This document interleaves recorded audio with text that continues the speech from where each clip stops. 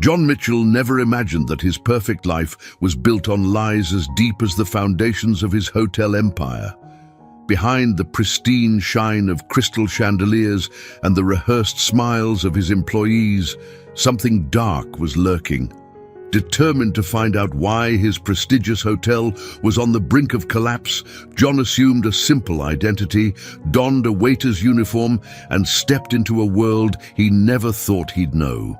What he uncovered there, among hushed whispers and tired eyes, was a devastating truth that threatened not only his legacy, but his very life.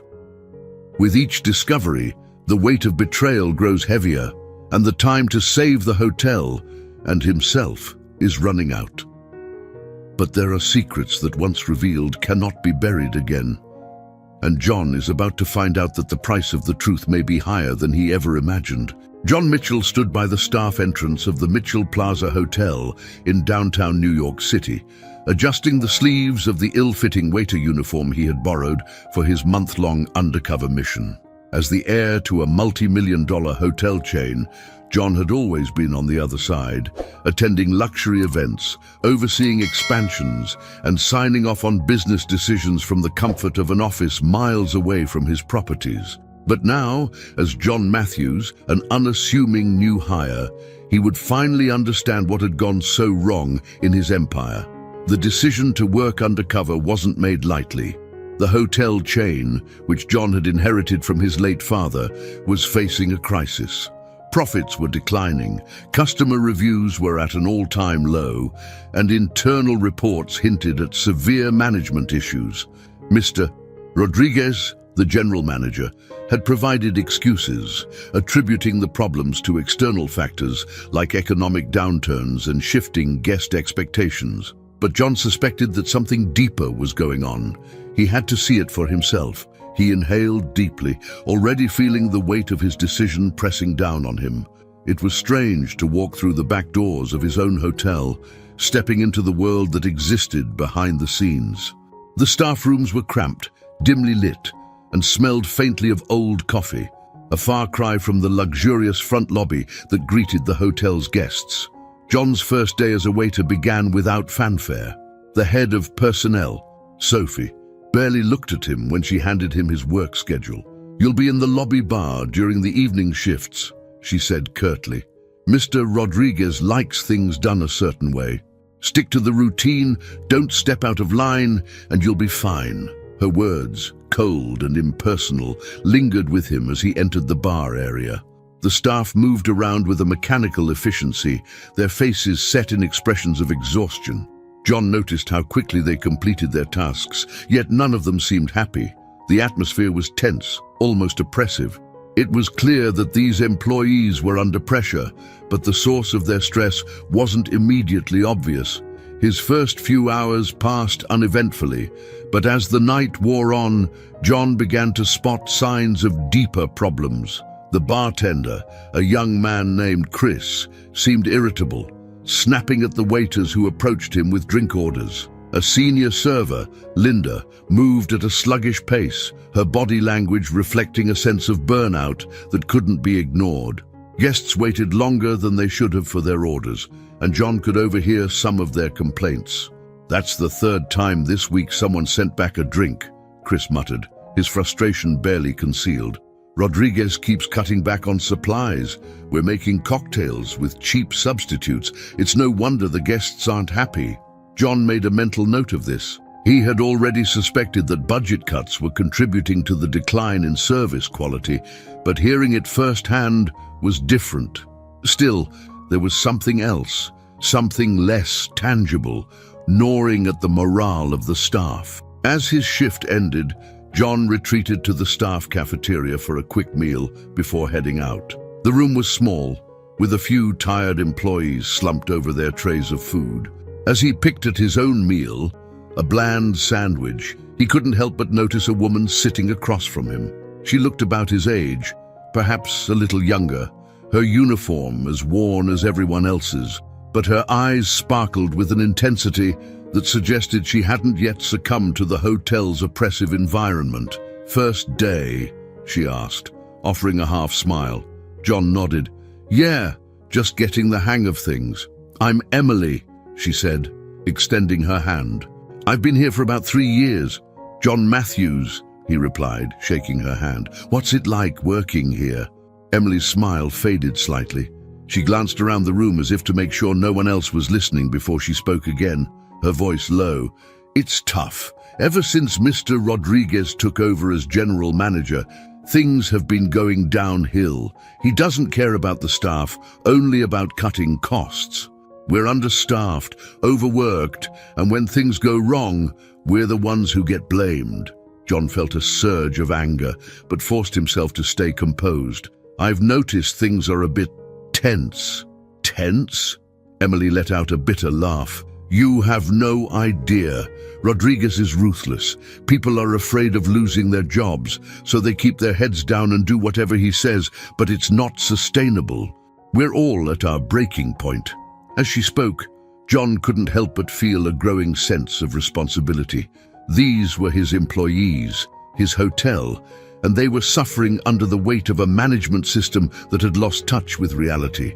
Emily's words only confirmed what he had feared. Rodriguez was driving the hotel into the ground, both financially and in terms of staff morale. Before he could ask more, the door to the cafeteria swung open, and in walked Mr. Rodriguez himself, tall with a commanding presence. Rodriguez scanned the room with a look of disdain. His eyes landed on John, lingering for a moment before moving on. I need everyone back on shift, Rodriguez barked. No more breaks until we get these guests sorted out. Emily sighed, standing up and giving John a knowing look. Welcome to the Mitchell Plaza Hotel, she said quietly, before heading back to work. John watched as Rodriguez left the room, his mind racing. He had seen enough on his first day to know that Rodriguez was a problem, but this was only the beginning. He still had a month to uncover the full extent of the issues and figure out how to fix them without blowing his cover. As he made his way out of the hotel, John couldn't shake the feeling that his mission was going to be more complicated than he had anticipated. It wasn't just about numbers and reviews. It was about people, real people who were suffering under the weight of poor management. And now, as John Matthews, he was in the thick of it. John Mitchell, still hidden behind his alias as John Matthews, returned for his second evening shift at the Mitchell Plaza Hotel, his mind swirling with thoughts from the previous night. His conversation with Emily had confirmed his worst fears. The hotel wasn't just struggling financially. It was being choked by mismanagement, and the employees were the ones paying the price. As he stepped through the back entrance once more, John was greeted by the familiar sight of the staff bustling around in preparation for another busy evening. The tension was palpable, a nearly visible weight that pressed down on everyone, making their movements sharp, their conversations clipped. He could see it in the way the employees avoided eye contact with one another, the way they hurried to finish their tasks with an almost frantic energy. They were running on fumes, and it was only a matter of time before something gave. John took his place in the lobby bar again, ready to observe more closely this time. He had to be careful. Any slip-up might arouse suspicion, especially with Rodriguez's eyes constantly scanning the staff for signs of disobedience. But if he was going to fix the hotel, he needed to see everything, the good, the bad, and the ugly. The first few hours passed in a haze of drink orders and brief interactions with guests. But John's attention wasn't on the customers. It was on the staff, watching how they handled the mounting pressure. It didn't take long for the cracks to start showing. A young woman, Claire, who worked as a receptionist at the front desk, caught his attention. She had been answering phones and checking in guests non-stop, her fingers moving across the keyboard with impressive speed. But the strain was evident in her tight posture and the way her voice trembled slightly with every new call she answered. From his position at the bar, John could see Claire's face grow paler with each passing hour. The line of guests at the reception desk only seemed to get longer, and the phones wouldn't stop ringing. Finally, in a moment of weakness, she let out a frustrated sigh, rubbing her temples as if trying to ward off an oncoming headache. That was when Rodriguez appeared. "Claire!" he barked, his voice carrying across the lobby like a crack of thunder. The entire room seemed to freeze as he marched toward the front desk, his face twisted into a scowl. "What do you think you're doing?" Claire jumped, clearly startled. I'm just trying to keep up with the calls and the check-ins. It's a little overwhelming with only two of us at the desk tonight." Rodriguez's eyes narrowed. Overwhelming. His tone dripped with condescension. "Maybe if you focused more on your job and less on complaining, you wouldn't be falling behind." John watched as Claire's face crumpled, her eyes darting toward the guests who were watching the interaction unfold with awkward curiosity. "I wasn't complaining, Mr. Rodriguez. I'm just saying it's hard to keep up with everything." Rodriguez cut her off, leaning in so close that Claire instinctively shrank back. "Let me make something clear," he hissed. "If you can't handle the workload, I'll find someone who can. Do you understand?" Claire nodded mutely, blinking back tears as Rodriguez turned on his heel and stalked away. The entire exchange had lasted less than a minute, but the damage was done. Claire's shoulders slumped as she returned to her tasks, visibly shaken. John's blood boiled. This was exactly what Emily had warned him about. Rodriguez didn't just run the hotel poorly, he ruled through intimidation and fear, treating the staff like disposable tools rather than people. John clenched his fists under the bar, struggling to maintain his composure. If he stepped in now, he would blow his cover. But every instinct screamed at him to do something, anything, to stop Rodriguez from bullying his employees. For now, all he could do was watch and wait. Later that evening, during a lull in the bar, John slipped away to the staff cafeteria again, hoping to find Emily. He needed more information, and Emily seemed like the kind of person who paid attention to what was happening behind the scenes. Sure enough, she was there, sitting alone at a small table with a half-eaten sandwich in front of her. John sat down across from her, and she glanced up, offering a tired smile. "Rough night?" she asked, though it sounded more like a statement than a question. "You could say that," John replied, glancing around to make sure no one was within earshot.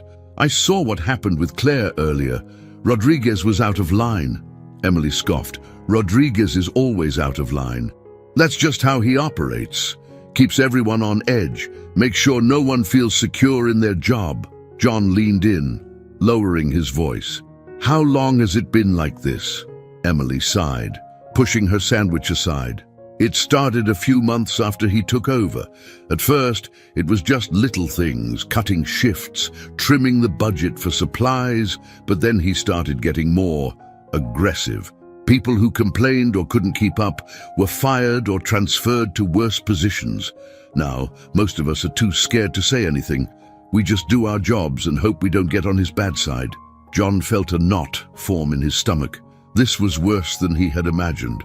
Rodriguez wasn't just mismanaging the hotel, he was creating a toxic environment that was eating away at the staff's morale. If things continued like this, it wouldn't be long before the entire hotel collapsed under the weight of its own dysfunction. "I've heard some people talking about quitting," Emily continued, her voice softening. "But it's not easy to find work in this city, especially in the service industry. Most of us are stuck here, just trying to survive." John frowned, his mind racing. If Rodriguez was driving employees to the point of breaking, then the hotel was already on the brink of disaster.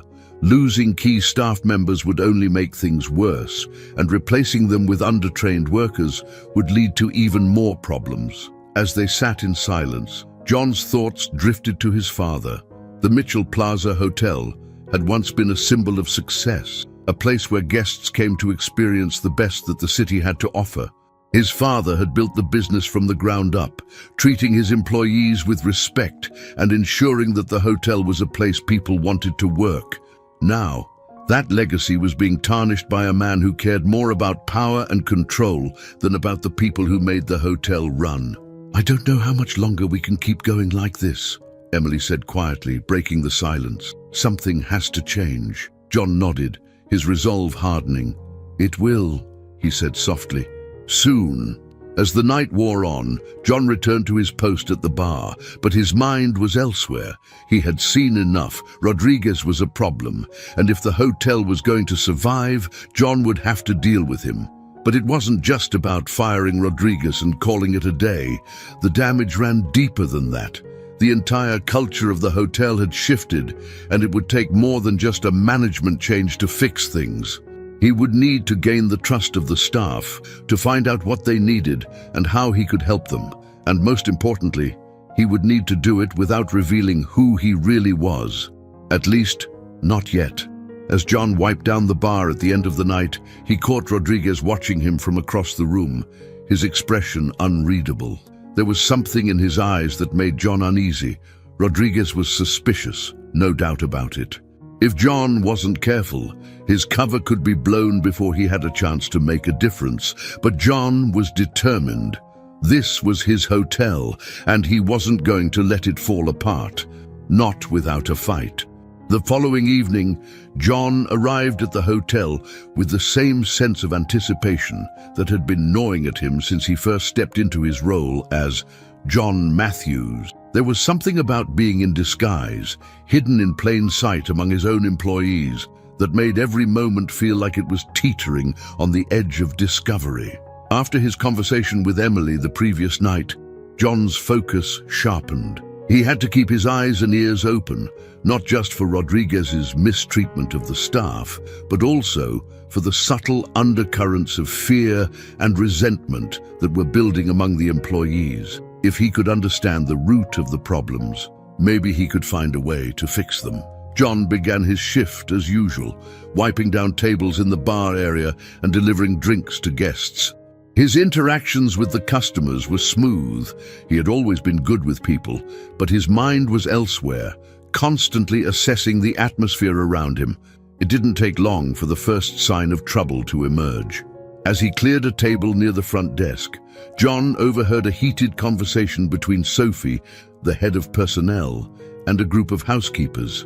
Sophie stood with her arms crossed, her tone sharp as she addressed the women. "Look, I don't care how many rooms you have to clean," Sophie said, her voice low but biting. "We're short-staffed, and we need all the rooms ready for the weekend. If that means staying late, then that's what you'll do." One of the housekeepers, an older woman named Maria, stepped forward, clearly agitated.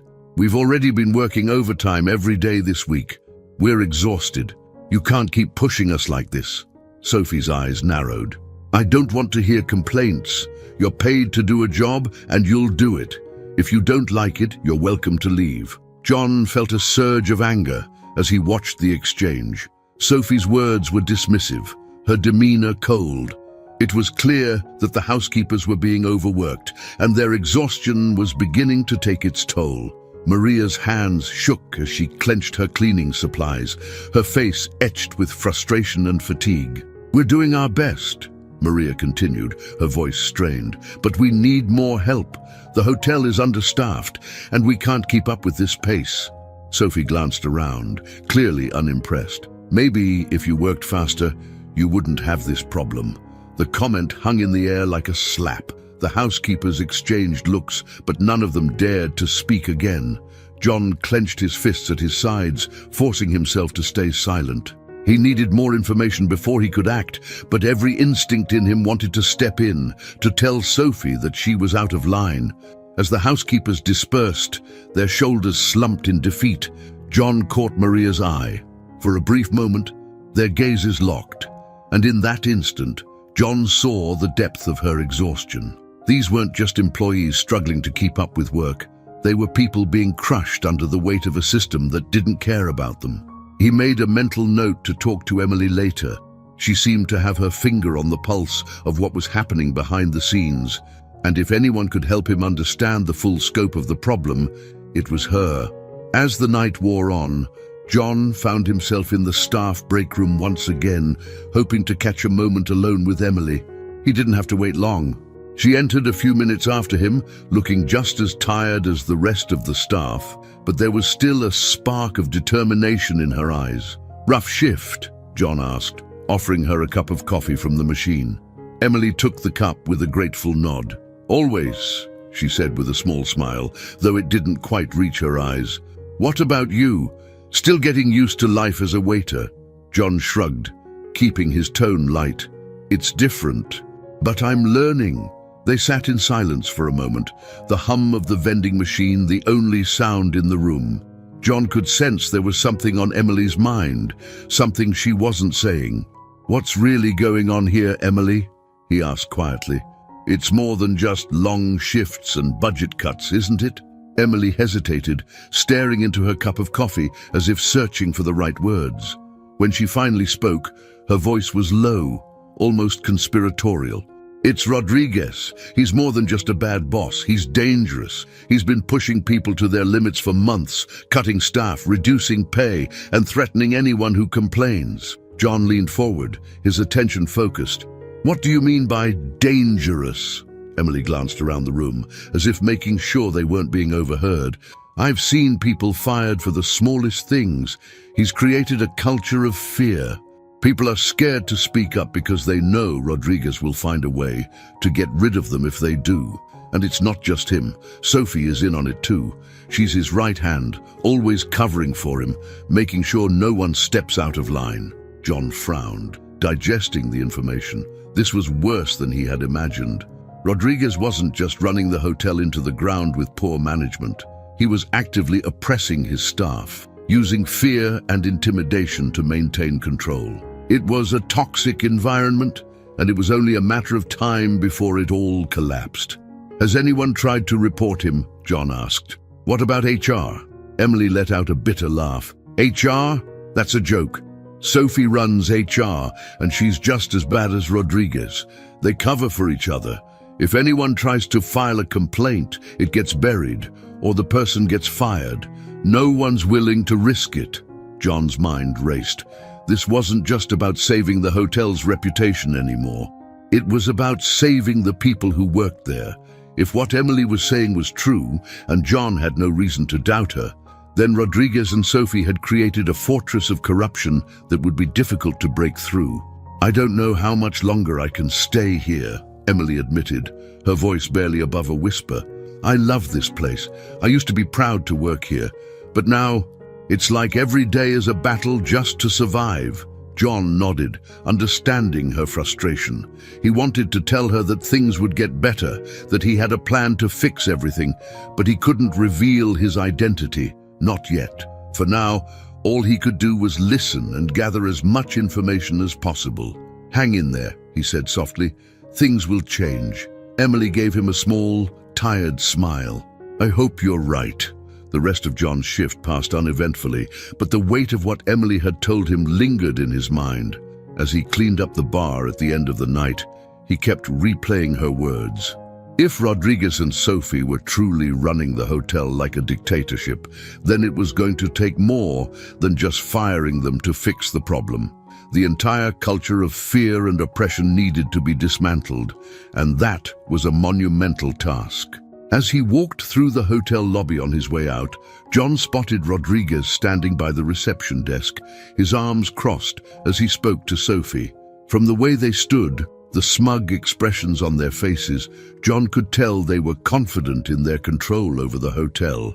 They believed they were untouchable, but John wasn't going to let them get away with it. He had a responsibility, not just as the owner of the hotel, but as someone who cared about the people working under him. He couldn't stand by and watch as Rodriguez destroyed everything his father had built. The first step was clear. John needed to gather more evidence. He needed to understand exactly how Rodriguez and Sophie were operating, how deep the corruption went, and what it would take to bring them down. And he needed to do it all without blowing his cover. As he stepped out into the cool night air, John's mind was already working on a plan. He couldn't reveal himself yet, but he could start making moves behind the scenes, quietly building the case against Rodriguez. It wasn't going to be easy, but John had never been one to back down from a challenge. John Mitchell stood at the bar counter, wiping down the surface with practiced efficiency as the final guests of the evening trickled out of the hotel lobby. It was late, and the usual clamor of the hotel had given way to a tense stillness, the kind of quiet that made every small sound, every distant footstep, every hushed conversation seem amplified. He was deep in thought, replaying the events of the past few days. The more he saw, the clearer it became. Mitchell Plaza wasn't just in trouble, it was on the verge of collapse. Rodriguez's stranglehold over the hotel had created a toxic environment, one that was choking the life out of the business from the inside. But knowing this wasn't enough. If John was going to save the hotel, he needed to gather more concrete evidence. He needed to understand the full scope of Rodriguez's influence, especially his alliance with Sophie. What exactly were they hiding? He finished cleaning the bar, glancing up just in time to see Rodriguez walk into the lobby, flanked by Sophie. The two were deep in conversation, their heads close together, their expressions dark and conspiratorial. John kept his movements slow and casual, careful not to attract attention as he listened in from a distance. "I don't care what the staff thinks," Rodriguez muttered, his voice low but sharp. "We're pushing these budget cuts through, and that's final. The board won't care as long as we keep the numbers in the green." Sophie nodded, glancing nervously around. "What about the complaints? The staff is getting restless, and the guests are starting to notice. We've had more complaints about service quality in the last month than we've had in the last year." Rodriguez's lips curled into a sneer. "Let them complain. As long as we cut costs and keep the profit margins up, the board won't bat an eye. We'll keep things running this way until the end of the quarter, and after that, it won't matter." John's heart raced as he absorbed their words. This wasn't just poor management. They were deliberately cutting corners, sacrificing service quality and the well-being of the staff to meet short-term financial goals. If the board had any idea what was really going on, they'd be furious. But Rodriguez and Sophie had created a fortress of secrecy, hiding the true extent of the problems from anyone with the power to stop them.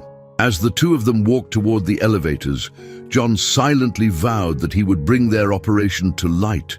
But for now, he had to keep his head down. Rodriguez's suspicions were already growing, and one wrong move could blow his cover before he had enough evidence to act.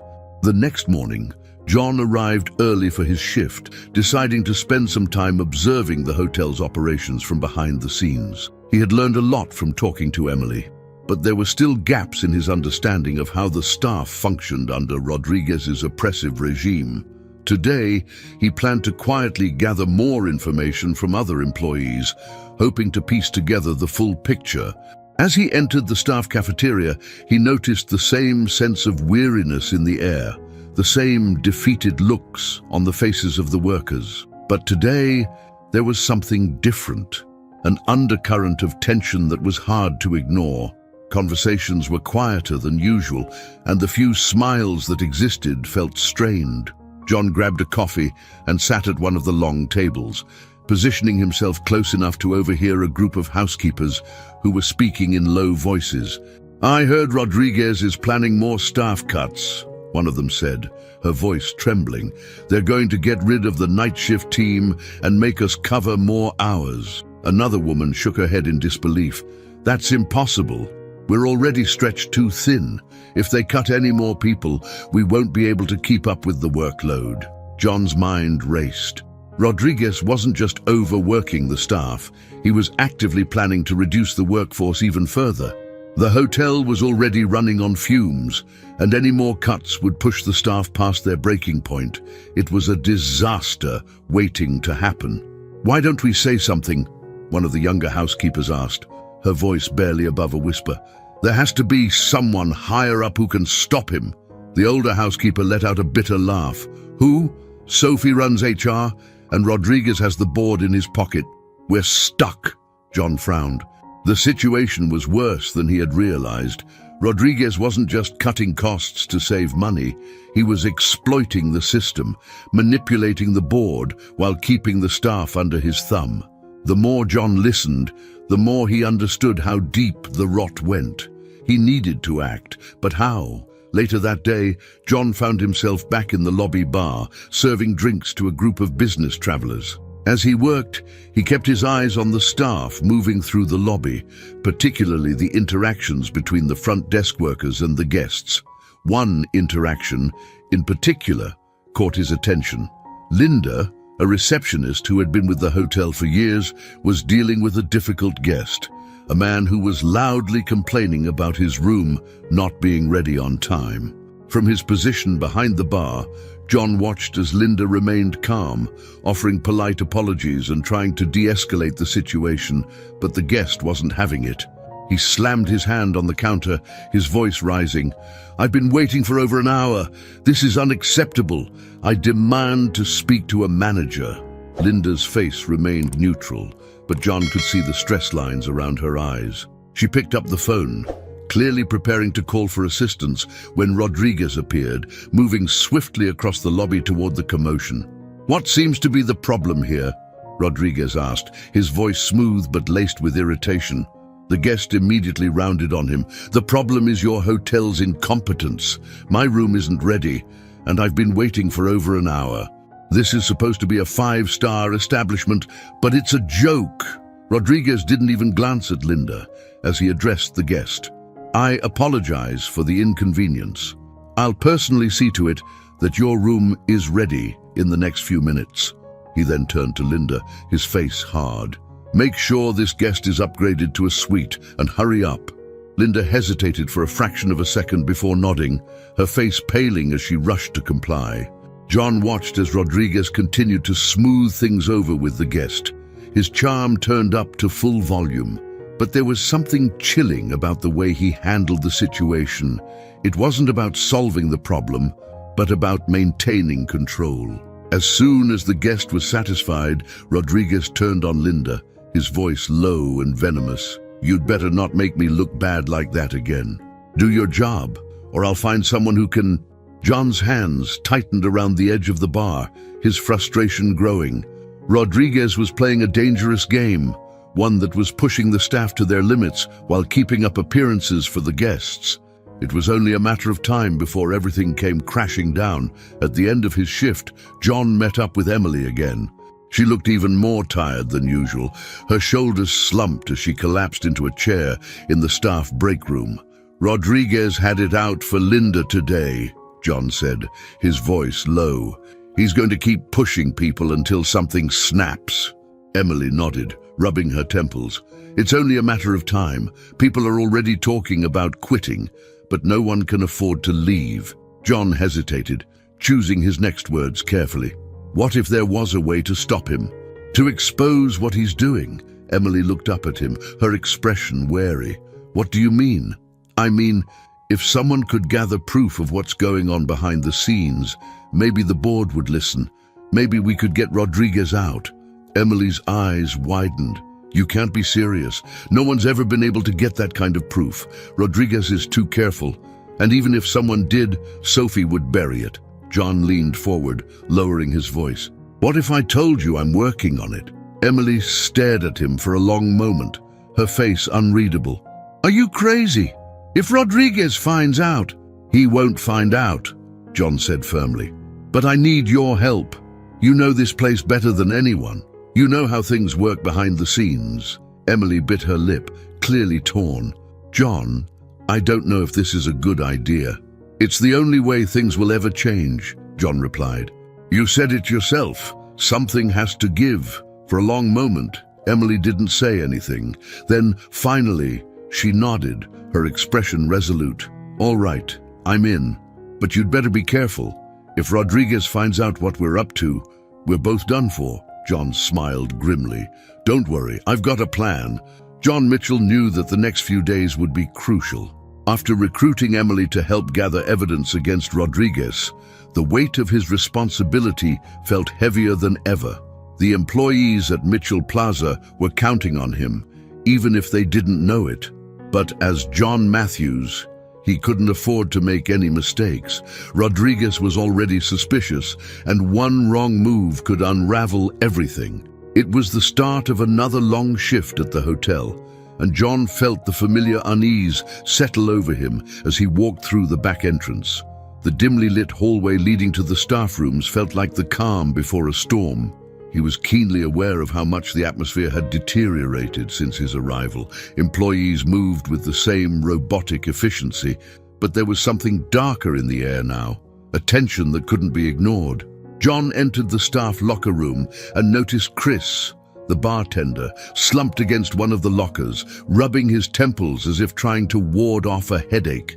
"Long night?" John asked, trying to strike up casual conversation as he changed into his uniform. Chris glanced at him, his expression weary. "Long week, more like.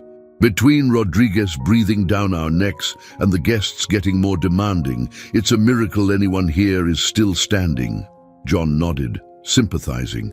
He had seen firsthand how relentless the pace was and how little appreciation Rodriguez showed to his staff. Chris's hands shook slightly as he reached for a bottle of painkillers in his locker, popping 2 into his mouth before washing them down with water. "You think things are going to get worse?" John asked, keeping his tone casual but probing. Chris let out a bitter laugh. "Worse?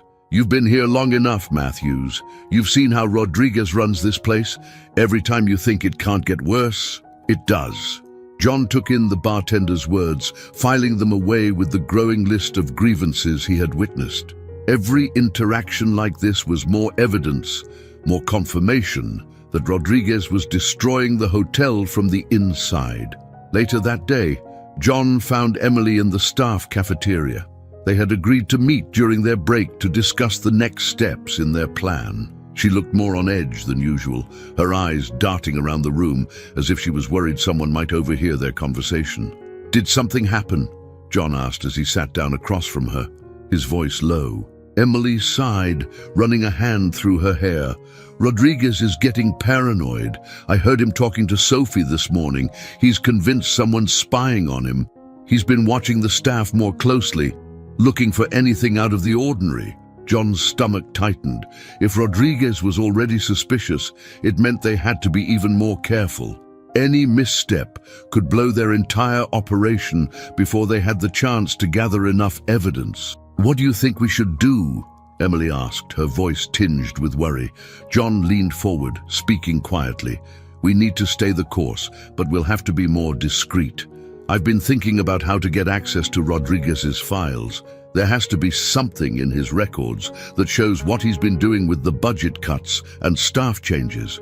Emily's eyes widened. "You're not serious. His office is off limits. There's no way you could get in without raising suspicion." John smiled faintly. "Not if we time it right. Rodriguez leaves for a lunch meeting every Thursday afternoon. He's gone for at least 2 hours. If we can get into his office during that window, we might be able to find something." Emily looked conflicted, biting her lip as she considered his plan. "That's risky, John. If you get caught." "I won't get caught," John said confidently, though he felt a knot of anxiety tightening in his chest. "But I need you to keep watch. Make sure no one comes into the office while I'm inside." Emily hesitated for a moment longer before nodding. "All right, I'll do it. But you'd better be quick." John gave her a reassuring smile, though his mind was already racing with the details of the plan. This was their best chance to gather real evidence against Rodriguez, and they couldn't afford to waste it. The next day came quickly, and as Thursday afternoon approached, John felt the familiar rush of adrenaline building in his veins. The plan had to go off without a hitch. Rodriguez's office was the key to everything. If they could uncover financial records or incriminating emails, it would be enough to take him down.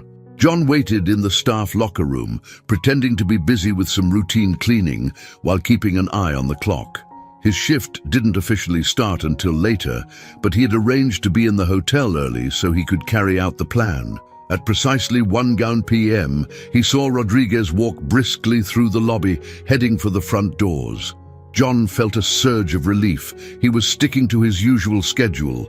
Now was their window of opportunity. Emily was waiting in the hallway outside the office when John arrived. She gave him a tense nod, her eyes scanning the corridor to make sure no one was watching. "Rodriguez just left," she whispered. "You've got 2 hours, maybe less. Be careful." John nodded, his heart pounding as he slipped inside Rodriguez's office. The room was exactly as he had imagined, neatly organized, with expensive leather chairs and dark wooden furniture. A large desk sat in the center, its surface covered with files, a laptop and a sleek black phone. John wasted no time, heading straight for the laptop. He had to be quick. He didn't know how much time he had before someone came looking for Rodriguez. The laptop was password protected, as he had expected, but John had anticipated this. He had noticed Rodriguez enter his password once before, just a quick glance from across the room when Rodriguez wasn't paying attention, and he had memorized the keystrokes. Holding his breath, John typed in the password. The screen unlocked with a quiet chime. John let out a breath he hadn't realized he was holding. Now came the hard part. He quickly navigated through the folders on the laptop, searching for anything that might indicate Rodriguez's plans for the hotel. Financial records, emails, anything that could prove the extent of the mismanagement. As he searched, John's pulse quickened. Rodriguez had been careful. Most of the files were encrypted, and there was little in the way of obvious evidence. But then, buried deep in one of the financial folders, John found something that caught his eye. A series of transactions that didn't add up. Funds that had been allocated to maintenance and renovations were being redirected to other accounts, but there were no records of where the money was actually going. John's hands flew over the keyboard as he copied the files onto a USB drive he had brought with him. This was it, the proof he needed. If he could connect these transactions to Rodriguez, it would be enough to bring him down. He was just about to log off when he heard the unmistakable sound of footsteps approaching the office. John's heart stopped. He quickly closed the laptop, slipping the USB drive into his pocket just as the door handle turned. Sophie stepped into the room, her sharp eyes immediately landing on John. "What are you doing in here?" she demanded, her tone cold and suspicious. John froze, his mind racing as he tried to come up with an excuse. He couldn't afford to slip up now, not when he was so close. "I was just cleaning," John said, holding up a rag he had brought with him as part of his cover. "Rodriguez asked me to tidy up his office while he was out." Sophie narrowed her eyes, clearly not buying his story.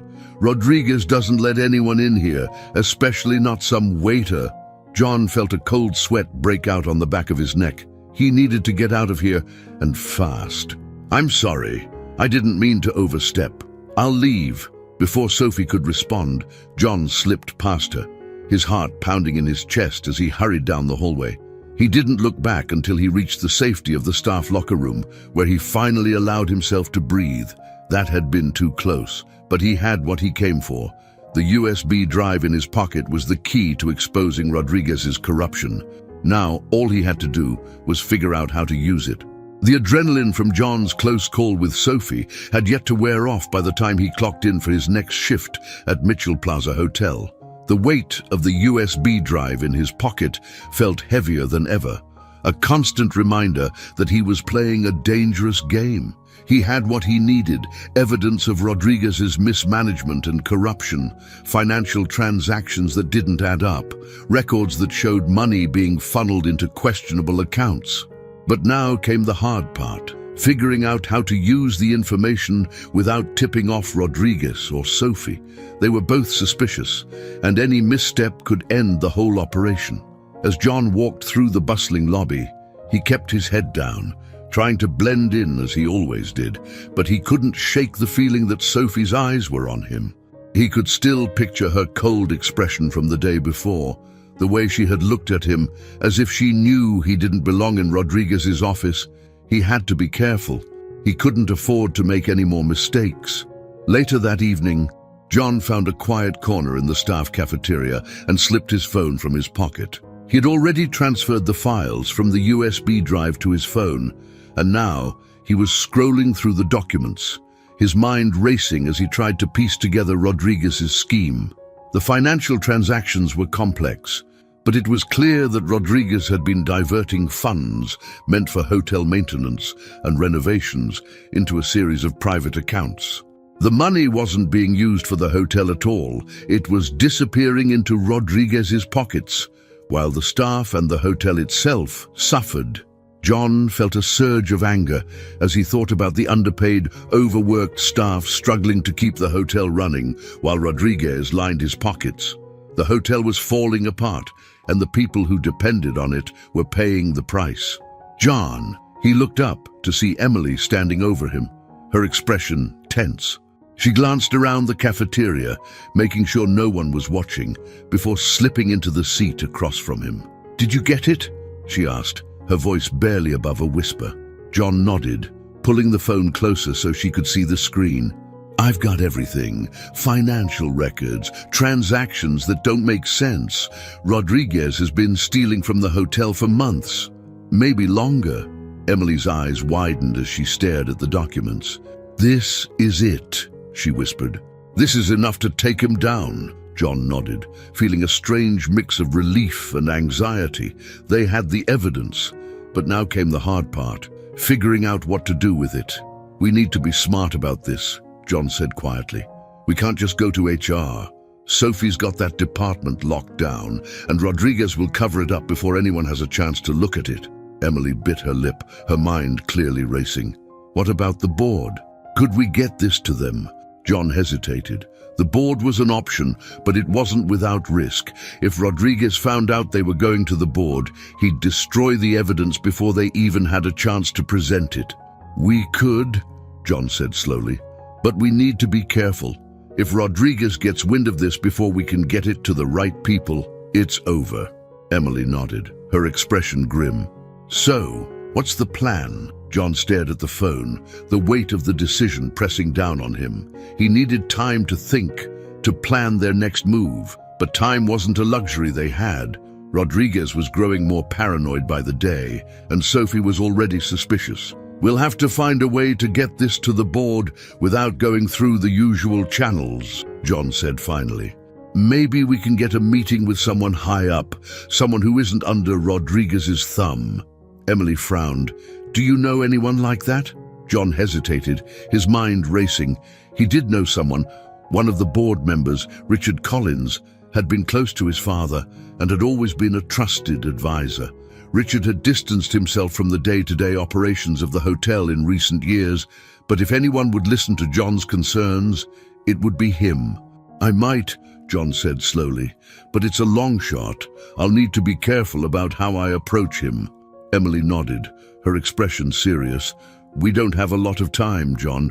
Rodriguez is getting paranoid. If he finds out what we're doing..." John met her gaze, feeling the weight of her words. She was right. Time was running out. The next day, John's shift passed in a blur.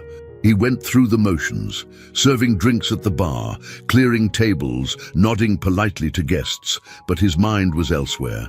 He couldn't stop thinking about the files on his phone, about the risk they were taking by keeping the evidence hidden for so long. By the time his shift ended, John had made up his mind. He needed to act, and he needed to act soon.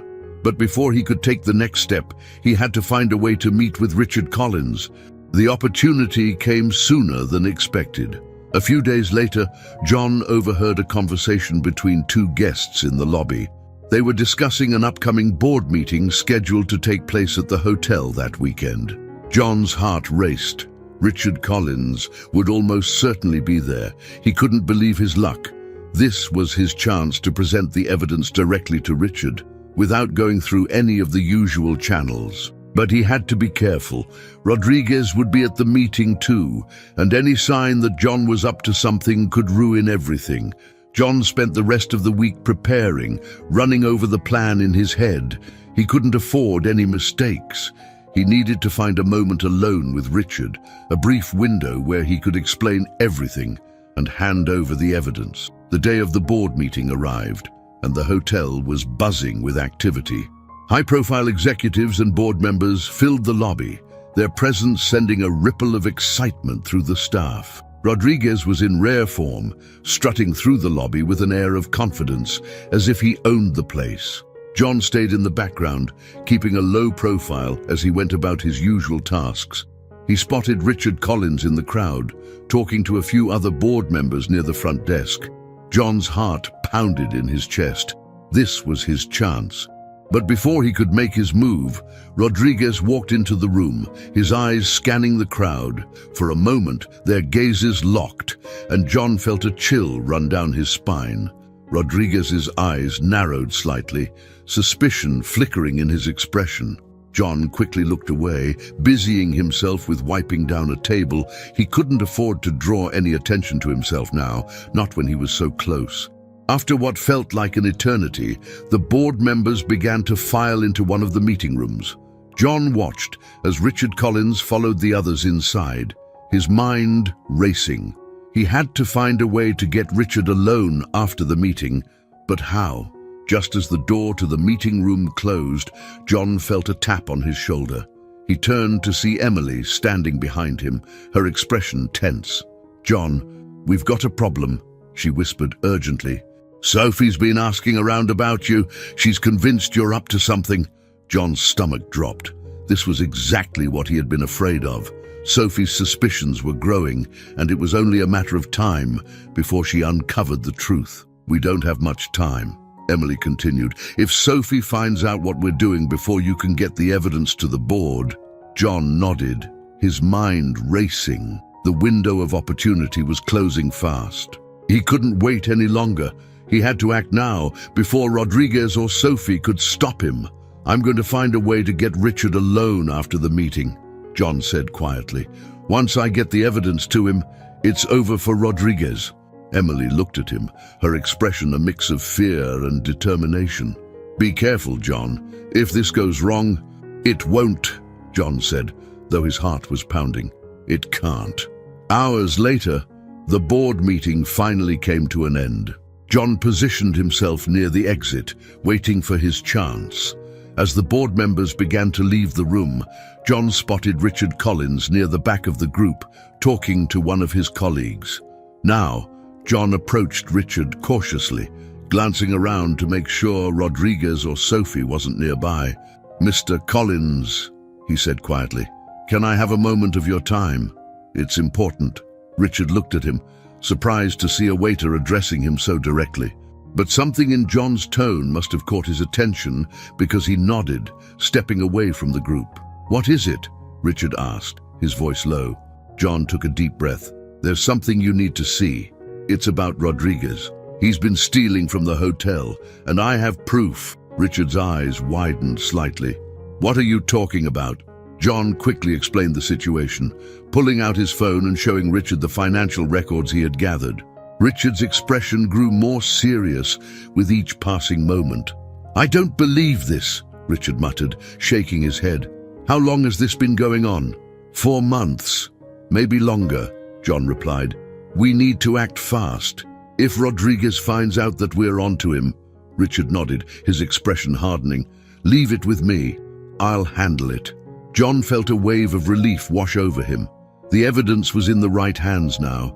Rodriguez's days of controlling the hotel were numbered. The atmosphere inside the Mitchell Plaza Hotel felt heavier than usual the morning after John passed the evidence to Richard Collins. For the first time since going undercover, John allowed himself a moment of cautious optimism.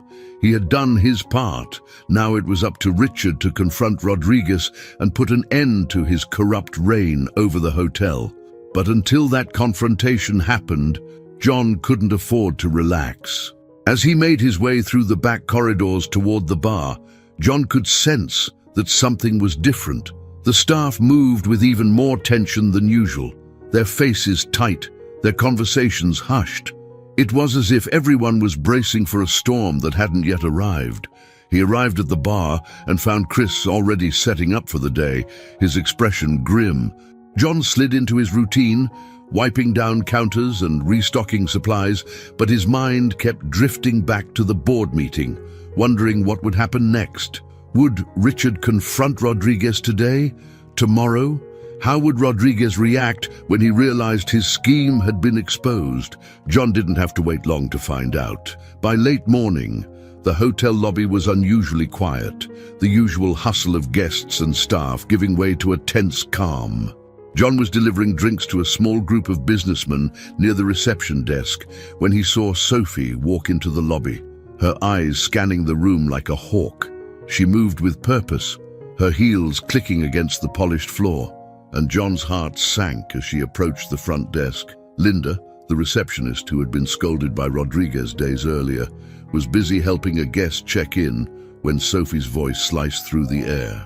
"Linda, Sophie said sharply. "I need to speak with you." Linda looked up, startled. "Can it wait, Sophie? I'm in the middle of—" "Now," Sophie interrupted, her voice cold and firm. Linda hesitated for a moment before excusing herself from the guest and following Sophie toward the staff office behind the reception area. John watched them go, a sense of dread creeping up his spine. He didn't know what Sophie wanted, but her tone didn't bode well for anyone. John continued his work, but he couldn't shake the feeling that something was wrong. Sophie had been watching the staff closely for the past few days, her suspicion of John growing ever since she had found him in Rodriguez's office. Now, it seemed, she was taking more aggressive action. A few minutes later, Linda emerged from the office, her face pale and her hands trembling. She walked back to the front desk with slow, shaky steps, her eyes wide with shock. John could tell something bad had happened, and his heart sank as he approached her. "Linda," he said quietly, "what happened?" Linda glanced around the lobby, her voice barely a whisper. "She fired me." John's stomach dropped. "What? Why?" Linda shook her head, her voice trembling. "She said I wasn't keeping up with my duties, that I wasn't meeting the hotel's standards. But it's not true. I've been working harder than ever." John clenched his fists, struggling to control the anger rising in his chest. This was Rodriguez's doing. He was tightening his grip on the hotel, getting rid of anyone he saw as a threat to his control. And Sophie was helping him do it. "I'm sorry, Linda," John said quietly, feeling a deep sense of guilt. He had hoped that things would change once he passed the evidence to Richard, but it seemed that Rodriguez was still holding on to power with an iron fist. Linda nodded, tears welling up in her eyes. "I don't know what I'm going to do. I've worked here for years. This place was like a second home to me." John swallowed hard, feeling a knot form in his throat. "It's not right. None of this is right." Linda wiped her eyes, trying to maintain her composure. "Be careful, John. Sophie's been watching everyone closely. She's looking for any reason to fire people. Don't give her an excuse." John nodded, his mind racing. Sophie was tightening the noose around the staff, and if he wasn't careful, he would be next. As the day wore on, the tension in the hotel only seemed to grow. Sophie's presence loomed over everything, her sharp eyes constantly scanning the staff, searching for any sign of disobedience. Every interaction felt loaded with suspicion, every mistake a potential death sentence for someone's job. John found himself glancing over his shoulder more often, his nerves on edge. He knew that Sophie and Rodriguez were growing more paranoid by the day, but now it seemed they were actively weeding out anyone who wasn't loyal to them. At one point, John saw Sophie speaking with Mr. Rodriguez in the hallway near the elevators. They were too far away for him to hear what they were saying, but their body language spoke volumes. Rodriguez's face was tense, his arms crossed tightly across his chest, while Sophie's expression was calm but calculating. John had the distinct feeling that they were discussing the staff and that he might be part of that conversation. He didn't have much time to dwell on it, though, because his phone buzzed in his pocket. It was a message from Emily. "Meet me in the break room. Urgent." John's pulse quickened as he quickly finished his task and made his way to the staff break room. Emily was already there when he arrived, pacing back and forth, her face a mask of worry. "What's going on?" John asked, closing the door behind him. Emily stopped pacing and turned to him, her voice low and urgent. "I just heard from one of the housekeeping staff. Sophie's planning to fire more people. She's targeting anyone she thinks might be a threat." John's heart sank. "How many people?" "I don't know," Emily said, shaking her head, "but I heard her talking to Rodriguez earlier. They're tightening their grip on the hotel, and they're not going to stop until they get rid of anyone who doesn't fall in line." John ran a hand through his hair, his mind racing. He had hoped that once Richard had the evidence, things would start to change. But it seemed that Rodriguez was doubling down, trying to consolidate his power before the board had a chance to act. "We need to stay calm," John said, trying to keep his voice steady. "Richard has the evidence. It's only a matter of time before he confronts Rodriguez." Emily nodded, but her expression remained tense. "What if it's not enough? What if Rodriguez finds out what we're doing before the board takes action?" John didn't have an answer for that. They were walking a tightrope, and any misstep could send everything crashing down. "We'll have to be more careful," John said quietly. "Keep our heads down. Avoid drawing attention. We're too close to give up now." Emily nodded, but John could see the fear in her eyes. They were running out of time.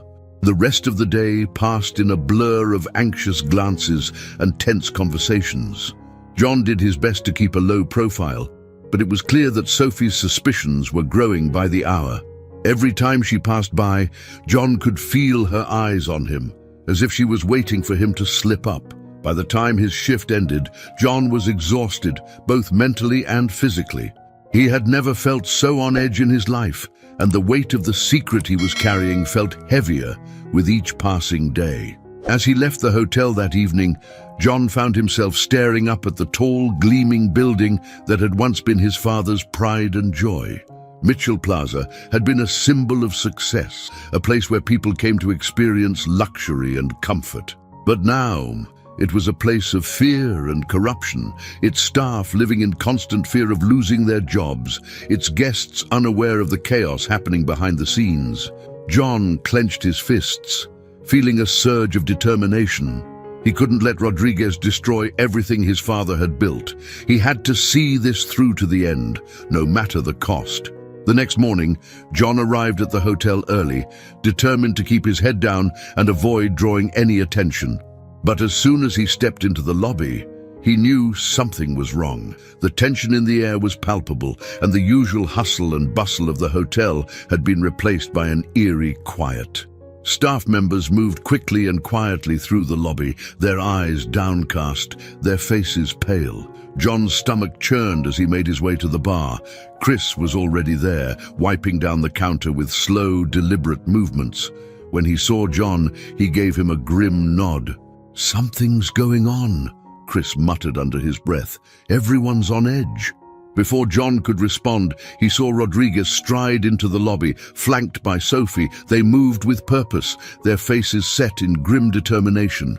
John's heart raced as they walked past him, heading straight for the staff office. Whatever was about to happen, it wasn't good. John Mitchell entered Mitchell Plaza Hotel early that morning, the familiar weight of anxiety settling over him like a heavy cloak. The previous day's events had left him on edge, and now, with each passing hour, it felt like the walls were closing in around him. Sophie had been on the warpath, firing Linda and targeting other staff members who didn't fall in line. The atmosphere in the hotel had shifted from tense to oppressive, and John knew that Rodriguez was behind it. They were tightening their grip on the staff, weeding out anyone who could be a threat. As John made his way through the staff corridors, he noticed that people were speaking in hushed tones, their faces pale and drawn. Everyone was on edge, afraid that they might be the next target. It was a palpable fear, and it only reinforced John's resolve to bring Rodriguez down. But time was running out. John knew that Richard Collins had the evidence, but there had been no sign of action yet. Each day that passed without a response from the board increased the risk that Rodriguez or Sophie would discover what John and Emily were doing. And if that happened, there would be no saving the hotel. As John entered the staff break room, he found Emily waiting for him. She was seated at one of the tables, her fingers nervously tapping against the surface. Her eyes met his, filled with the same worry that had been gnawing at him for days. "Any news?" Emily asked quietly, as John sat down across from her. John shook his head, frustration clear on his face. "Nothing yet. I've been waiting for Richard to make a move, but I don't know how long we can keep this up." "Rodriguez is getting more aggressive," Emily nodded, her voice tight. "Sophie fired 3 more people this morning, housekeeping staff. She's trying to get rid of anyone she thinks might be against Rodriguez." John's chest tightened. This was exactly what he had feared. Rodriguez and Sophie were consolidating their power, making sure there was no one left to stand in their way. "We can't wait much longer," John said, his voice tense. "If the board doesn't act soon, Rodriguez is going to clean house. And if he finds out about the evidence..." "He won't," Emily said firmly, though her expression betrayed her uncertainty. "Richard will come through. He has to." John wanted to believe that He wanted to trust that Richard would step in and put an end to Rodriguez's corruption. But with each passing day, that hope seemed to slip further out of reach. "We'll have to be careful," John said quietly. "Rodriguez is going to be watching everyone more closely now. If we make one wrong move—" "I know," Emily interrupted, her voice barely above a whisper. "I can feel it. He's waiting for someone to slip up." John nodded, his thoughts racing. He had to figure out their next move. They couldn't afford to wait much longer. Later that day, John found himself stationed at the bar, pouring drinks for a small group of businessmen who were deep in conversation. He went through the motions, but his mind was elsewhere, constantly replaying the events of the past week and searching for a solution. As he wiped down the counter, he caught sight of Rodriguez walking through the lobby. The sight of the man sent a fresh wave of anger coursing through John. Rodriguez moved through the hotel with the smug confidence of a man who believed himself untouchable, and it sickened John to think of how many lives he had destroyed in his quest for power. John's grip tightened around the glass he was holding as Rodriguez approached the front desk, speaking briefly with Sophie before they both disappeared into the staff office. He knew they were planning something. Rodriguez wouldn't be sitting idle, not after the moves he had made in recent days. He was consolidating his power, and John feared what his next step would be. But before John could dwell on it further, he felt a tap on his shoulder. It was Chris, the bartender. His face was pale, and there was a look of fear in his eyes that John hadn't seen before. "John," Chris whispered, glancing around to make sure no one was watching. "We need to talk. Now." John's heart raced as he followed Chris into the staff break room, where the other man quickly closed the door behind them. "What's going on?" John asked, his voice low. Chris ran a hand through his hair, his expression tense. "I overheard something. Rodriguez and Sophie, they're planning to fire more people, but it's not just housekeeping or front desk staff this time. They're going after anyone they think might be against them." John's stomach turned. "How do you know?" Chris swallowed hard. "I heard them talking in the hallway near the service elevators. Rodriguez is convinced someone's working against him, and Sophie's been watching the staff closely. She thinks someone's been snooping around his office." John's blood ran cold. This was worse than he had imagined. If Sophie had any inkling of what he and Emily were doing, they were in serious danger. "Did they say anything specific?" John asked, trying to keep his voice steady. Chris nodded, his hands shaking slightly. "They mentioned you, John. Sophie's been suspicious of you ever since she caught you near Rodriguez's office." John's heart pounded in his chest. Sophie was onto him. "I don't know what they're planning," Chris continued, his voice urgent, "but you need to be careful. If Rodriguez finds out what you're up to—" John nodded, his mind racing. He had to act fast. If Rodriguez and Sophie were targeting him, he couldn't afford to wait for Richard to make a move. He had to figure out a way to get the evidence to the rest of the board before it was too late. That evening, after his shift had ended, John met up with Emily again in the staff break room. She could tell immediately that something was wrong. "What happened?" she asked, her voice filled with concern. John quickly explained what Chris had told him, his voice low and tense. Emily's expression grew more serious with each word. "They know," Emily said quietly. "Sophie's been watching you ever since that day in Rodriguez's office. If they're planning to fire more people, you're going to be at the top of their list." John nodded grimly. "I know, but we can't wait any longer. We need to get this evidence to the rest of the board before they make their move." Emily frowned, her mind clearly racing. "But how? We can't just walk into a board meeting. And if Rodriguez finds out—" "He won't find out," John said firmly. "We'll be careful. I'll figure out a way to get the evidence into the right hands." Emily bit her lip, clearly torn. "This is risky, John. If you get caught—" "I won't," John said, though his heart pounded with the weight of the risk. "But we don't have a choice. Rodriguez is closing in, and if we don't act now, it'll be too late." Emily nodded, though her expression was filled with worry. "Just be careful, okay?" John gave her a reassuring smile, though the knot of anxiety in his chest hadn't lessened. "I will," The next day, John arrived at the hotel earlier than usual, determined to put his plan into action. He had spent the night thinking through every detail, trying to anticipate every possible outcome. The board needed to see the evidence, but he couldn't risk going through any official channel. He had to find a way to bypass Rodriguez and Sophie entirely. As John walked through the lobby, he noticed that the tension among the staff had reached a fever pitch. People moved quickly, avoiding eye contact, their faces pale with fear. Sophie had been more aggressive than ever, watching the staff like a hawk, and everyone knew that another round of firings could happen at any moment.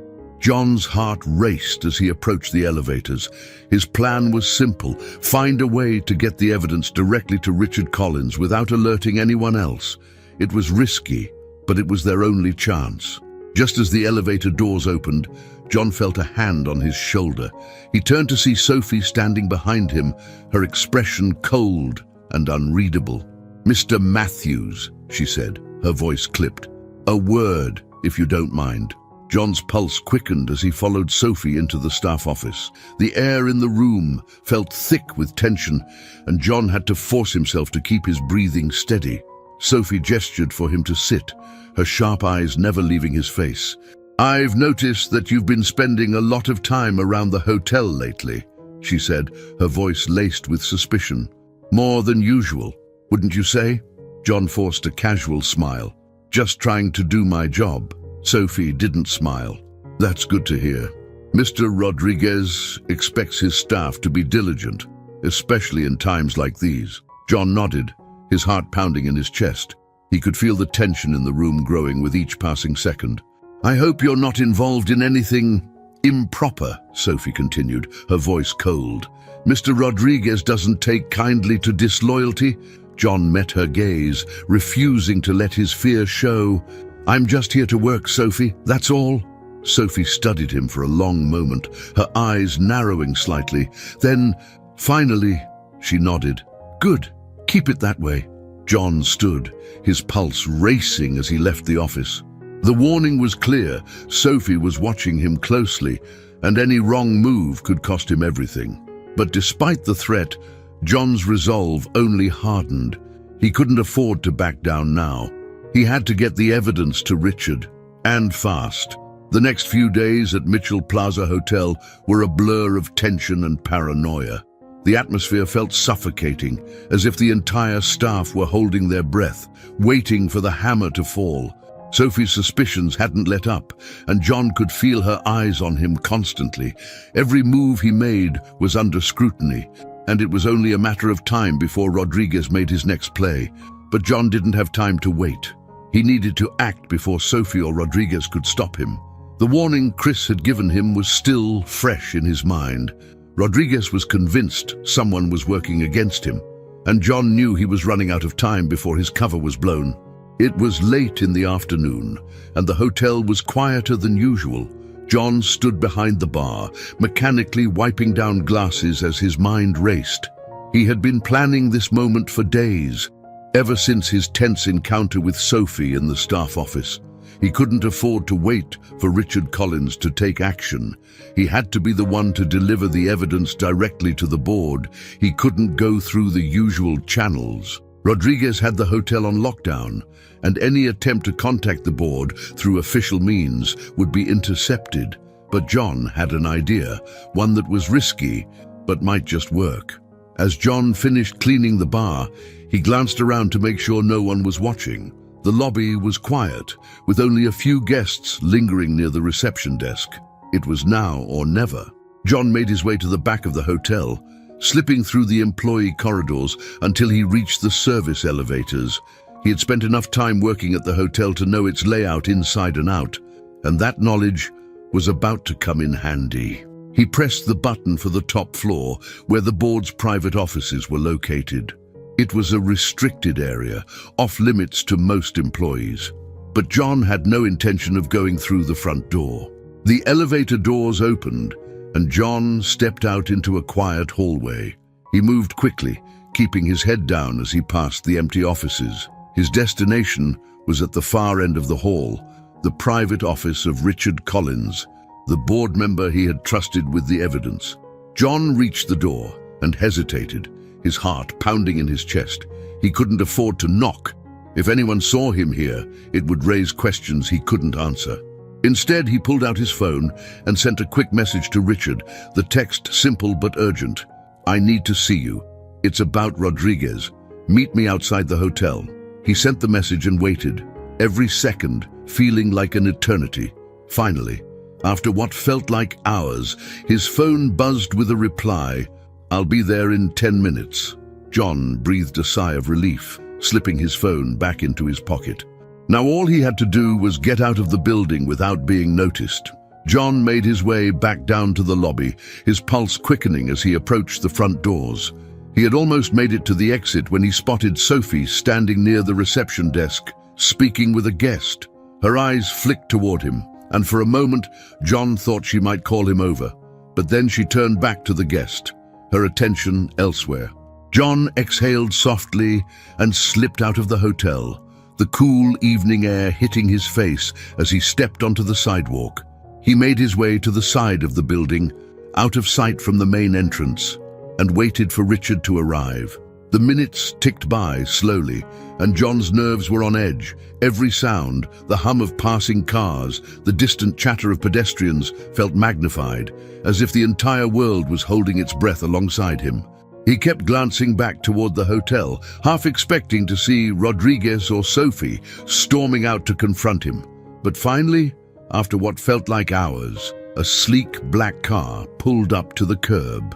The window rolled down, and John saw Richard Collins in the driver's seat, his expression serious. John quickly walked over and opened the passenger door, sliding into the car. "Thanks for coming," John said, his voice low. Richard glanced at him, his face tight with concern. "What's going on? You said it's about Rodriguez." John nodded, pulling out his phone. "I have proof, financial records, transactions that don't add up. Rodriguez has been stealing from the hotel, redirecting funds into private accounts, and he's been using Sophie to cover it up." Richard's eyes widened as John showed him the evidence. "How long has this been going on?" "For months," John said, his voice tense. "Maybe longer. He's been cutting corners, firing staff, and manipulating the board. The hotel's falling apart, and he's pocketing the money." Richard stared at the screen for a long moment, his jaw clenched. "I knew something was wrong. I've heard complaints from some of the staff, but I didn't realize it was this bad." John nodded, feeling a surge of relief that Richard was finally seeing the full scope of the problem. "We need to act fast. Rodriguez is already getting suspicious, and if he finds out that we're onto him..." Richard looked at him sharply. "He won't. I'll call an emergency board meeting tomorrow. We'll confront Rodriguez with the evidence, and he won't have a leg to stand on." John felt a wave of relief wash over him. This was it. After weeks of living in fear, of watching Rodriguez destroy everything his father had built, they were finally going to take him down. But the relief was short-lived. Just as Richard was about to speak again, John's phone buzzed in his pocket. He pulled it out, his heart sinking as he saw a message from Emily. "Rodriguez is looking for you. Sophie thinks you're hiding something." John's blood ran cold. He knew what that meant. Rodriguez and Sophie were closing in on him. He didn't have much time. "Richard," John said quickly, "I have to go. If Rodriguez finds me before the board can act..." Richard nodded, his expression grim. "Go. I'll take care of things from here." John nodded, slipping out of the car and making his way back toward the hotel. His mind raced as he walked, trying to figure out his next move. He couldn't afford to stay at the hotel any longer. It was only a matter of time before Rodriguez or Sophie found him, but he couldn't leave either. He had to stay close, had to make sure that the board followed through on their promise to confront Rodriguez. Everything depended on it. The next morning, John arrived at the hotel with a knot of anxiety tightening in his stomach. He knew the board was meeting today, and Richard had promised to present the evidence. But until that meeting happened, John was still in danger. He kept his head down, moving quietly through the staff corridors as he prepared for his shift. Every interaction felt charged with tension, and every glance from Sophie or Rodriguez felt like a threat. By mid-morning, the tension in the hotel was palpable. John had overheard whispers from other staff members. Something was happening, but no one seemed to know exactly what. All they knew was that Rodriguez had been called into a meeting with the board. John's pulse quickened as he heard the news. This was it, the moment they had been waiting for. He made his way to the break room, his mind racing. If the board confronted Rodriguez with the evidence, it would all be over. The corruption would be exposed, and the hotel could finally be saved. But John wasn't naive. He knew Rodriguez wouldn't go down without a fight. As the minutes ticked by, John waited in the break room, his heart pounding in his chest. Every second felt like an eternity, and he couldn't shake the feeling that something was about to go wrong. Then, just as he was about to leave the room, the door burst open. It was Emily, her face pale with fear. "John," she said breathlessly, "Rodriguez knows. He's coming for you." The moment Emily burst into the break room, her face pale and breathless, John's heart dropped. "Rodriguez knows," she repeated, her voice shaking with urgency. "He's coming for you, John." John's mind raced, his pulse quickening as he processed the gravity of her words. Rodriguez had figured it out. He knew John wasn't just another employee, and now he was coming to confront him. "How?" John asked, his voice barely a whisper. "What did he find out?" Emily swallowed hard, glancing over her shoulder as if she expected Rodriguez to walk through the door at any moment. "I overheard Sophie talking to him. She's been watching you ever since that day in his office. She said you've been acting suspicious, and now they're convinced you're the one trying to expose them." John felt a cold sweat break out on the back of his neck. He had known this moment was coming, but he hadn't expected it to happen so soon. He had thought he still had time to stay under the radar, time to let the board take action. But now, it was too late. "They're going to try to pin everything on you," Emily continued, her voice urgent. "Rodriguez is furious. He's convinced you're trying to take him down, and he's not going to let you get away with it." John clenched his fists, his mind racing. He needed to think, to figure out his next move, but every instinct was telling him to run. If Rodriguez confronted him now, it would all be over. There was no way he could talk his way out of this. "What do I do?" John asked, his voice tight with anxiety.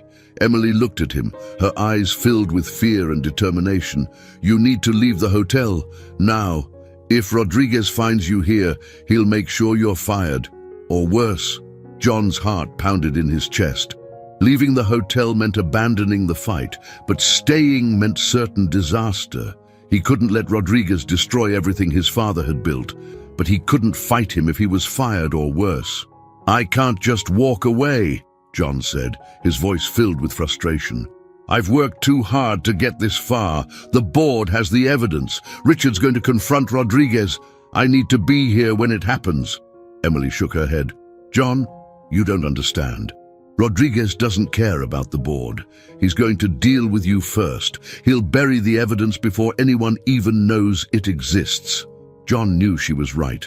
Rodriguez had already proven he was ruthless, and if he was coming for John, there was no telling how far he'd go to protect his empire. But John couldn't leave. Not yet. "I need to find a way to buy some time," John said, his mind racing. "If I can stay out of sight for a few hours, maybe, just maybe, I can hold out long enough for Richard to confront him." Emily frowned, clearly torn. "But where will you go?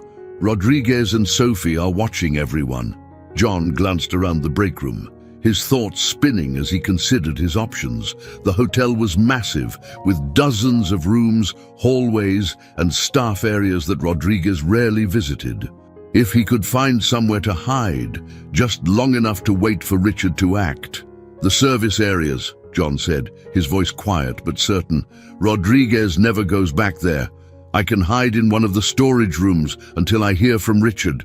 Emily hesitated, worry etched on her face. "Are you sure that's safe?" "It's my only option," John replied, his mind already made up. "I just need a few hours. If I can lay low, Richard will handle the rest." Emily nodded, though she still looked unsure. "All right, I'll cover for you as much as I can. If anyone asks, I'll say you've been assigned to a different shift." John gave her a grateful look. "Thank you, Emily. I don't know what I'd do without you." Emily managed a small, tense smile. "Just be careful, okay? Rodriguez is dangerous." "I will," John promised. "And when this is over, we'll make sure he's the one who's gone, not me." John wasted no time. As soon as Emily left the break room, he slipped out the back and made his way through the employee corridors, moving quickly but quietly. He passed a few other staff members along the way, but none of them paid him any attention. Everyone was too focused on their own work, too nervous about Sophie's constant surveillance to question what he was doing. John's heart pounded as he reached the service elevators at the rear of the hotel. He pressed the button, glancing over his shoulder to make sure he wasn't being followed. Every second felt like an eternity, and he could practically feel the walls closing in around him. Finally, the elevator doors slid open, and John stepped inside, pressing the button for the basement. The service areas were a maze of storage rooms, laundry facilities, and maintenance corridors, places where the regular hotel staff rarely ventured, and where Rodriguez would never think to look for him. As the elevator descended, John's mind raced. He had no idea how long he'd have to hide, or if Richard had even managed to confront Rodriguez yet. All he could do was hope that the board would act quickly, that Richard would force Rodriguez to face the consequences of his actions before it was too late. The elevator doors opened with a soft chime, and John stepped out into the dimly lit basement.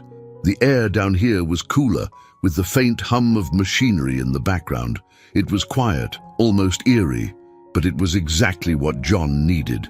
He made his way through the maze of corridors, finally reaching a small, unused storage room tucked away in the back. The room was filled with old linens and cleaning supplies, but it was secluded enough that no one would think to check it. John stepped inside, closing the door behind him. His heart still pounded in his chest, but at least he was out of sight. Now, all he had to do was wait. The hours ticked by slowly, and the tension in the air seemed to grow thicker with each passing minute. John paced the small storage room, his nerves frayed. He couldn't stop thinking about what was happening upstairs, what Rodriguez and Sophie were planning, whether Richard had confronted them yet, whether it was already too late. Every sound outside the room made his heart race. Footsteps in the hallway, the distant rumble of the service elevators, each noise sent a jolt of fear through him, making him wonder if Rodriguez had found him. Finally, after what felt like an eternity, John's phone buzzed in his pocket. It was a message from Richard. "Meeting's over. Rodriguez knows it's time." John's stomach dropped as he read the words. Rodriguez knew. The board had confronted him, and now everything was out in the open. But what did Richard mean by "it's time"?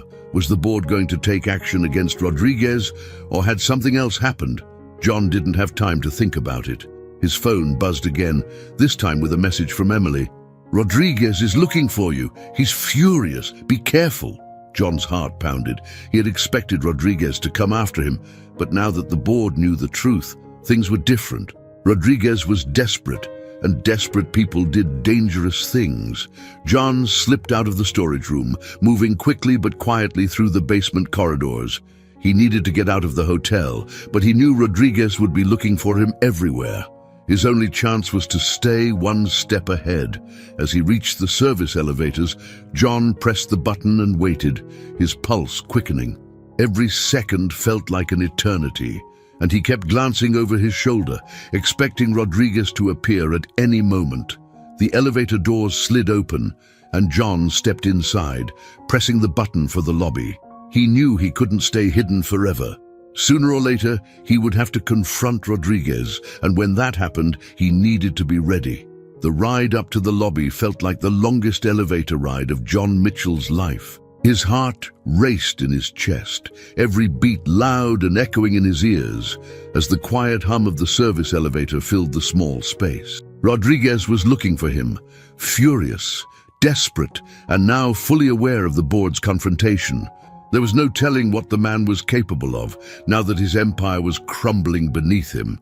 John's phone buzzed again, a second message from Emily. "He's on the warpath, John.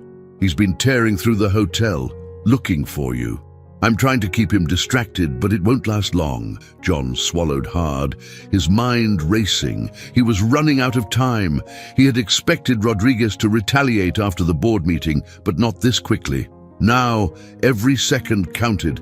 The elevator doors slid open, and John stepped into the lobby, his senses on high alert. He moved cautiously, keeping his head down as he walked past the reception desk. The hotel was bustling with guests as usual, but there was a tension in the air that wasn't there before. Staff members glanced around nervously, their faces pale and drawn, as if they were all waiting for the storm to hit. John knew it was only a matter of time before Rodriguez found him, and when that happened, there would be no more hiding. As he walked through the lobby, John kept an eye on every corner, every exit. He needed a plan, some way to stay ahead of Rodriguez until Richard could finish what they'd started. But he also knew that running wouldn't solve the problem forever. Eventually, he would have to confront Rodriguez head-on. The thought sent a chill down his spine. John slipped into the staff corridors, moving quickly as he made his way toward the rear exit of the hotel. He wasn't sure where he was going. He just knew he needed to get out of the lobby before Rodriguez spotted him. The tension was unbearable, like the air was crackling with electricity, and John felt like every step he took brought him closer to the inevitable. But just as he rounded a corner, he heard a familiar voice behind him. "Mitchell!" John's blood ran cold. He turned slowly, his heart pounding, to see Rodriguez standing at the other end of the hallway, his face twisted in rage. For a moment, the world seemed to slow down. Rodriguez's eyes were wild, his fists clenched at his sides as he took a step toward John. The fury in his expression was palpable, and John could tell that this wasn't just about the board meeting anymore. This was personal. "You think you can ruin me?" Rodriguez growled, his voice low and dangerous. "You think you can just walk in here and take everything I've built?" John stood his ground, his mind racing. There was no point in denying anything now. Rodriguez knew the truth, and there was no turning back. But John also knew that if he backed down now, Rodriguez would destroy him. "This isn't about ruining you," John said, his voice steady despite the fear tightening in his chest. "This is about saving the hotel. You've been stealing from the company, firing good people, and running this place into the ground." Rodriguez's face contorted with anger. "You don't know anything about how this business works. You think your little stunt with the board is going to change anything. You're just like your father, weak, too soft to do what needs to be done." The words hit John like a slap in the face. He had spent years trying to live up to his father's legacy, trying to prove that he could handle the responsibility of running the hotel. But hearing Rodriguez insult his father's memory sparked a fire in John that he hadn't felt before. "You don't get to talk about my father," John said coldly, his eyes narrowing. "He built this hotel from the ground up. You're the one who's tearing it apart." Rodriguez took another step forward, his expression darkening. "Your father was a fool. He thought he could run this place by being nice, by treating everyone like family. But that's not how business works. This hotel needed someone strong enough to make the hard decisions. That's why I'm in charge, not you." John felt a surge of anger, but he forced himself to stay calm. Rodriguez was trying to goad him, to make him lose control. But John knew that if he let his emotions get the best of him, Rodriguez would win. "This is over, Rodriguez," John said, his voice firm. "The board has the evidence. They know what you've been doing, and they're going to take action." Rodriguez's eyes narrowed, and for a moment, John saw a flicker of fear in his expression. But it was gone just as quickly, replaced by cold determination. "You think the board is going to save you?" Rodriguez sneered. "I've been running this place for years. I know every trick, every loophole. By the time the board gets around to making a decision, it'll be too late for you. I'll make sure of it." John clenched his fists, his heart pounding. He knew Rodriguez was dangerous, but hearing the man speak so openly about his plan sent a chill down his spine. Rodriguez wasn't just a corrupt manager. He was a ruthless manipulator, willing to destroy anyone who stood in his way. But John couldn't back down. Not now. "I'm not afraid of you," John said quietly, his voice steady, "and I'm not going to let you destroy my father's legacy." For a moment, Rodriguez's face twisted with rage, and John thought the man might actually attack him. But then, to John's surprise, Rodriguez let out a cold, bitter laugh. "You're a fool, Mitchell," Rodriguez said, shaking his head. "You don't have the guts to do what needs to be done. That's why you'll lose." With that, Rodriguez turned on his heel and stormed down the hallway, his footsteps echoing against the walls. John stood there for a moment, his heart still racing, trying to process what had just happened. He had expected Rodriguez to lash out, to try to take him down right then and there, but instead, the man had walked away, leaving John with a sense of foreboding that he couldn't shake. Rodriguez wasn't giving up. He was planning something that John couldn't see yet, and whatever it wasn't going to be good. John made his way back to the staff break room, his mind spinning. The confrontation with Rodriguez had shaken him more than he wanted to admit. He had thought that once the board had the evidence, it would all be over, that Rodriguez would be exposed and the hotel would be saved. But now, John wasn't so sure.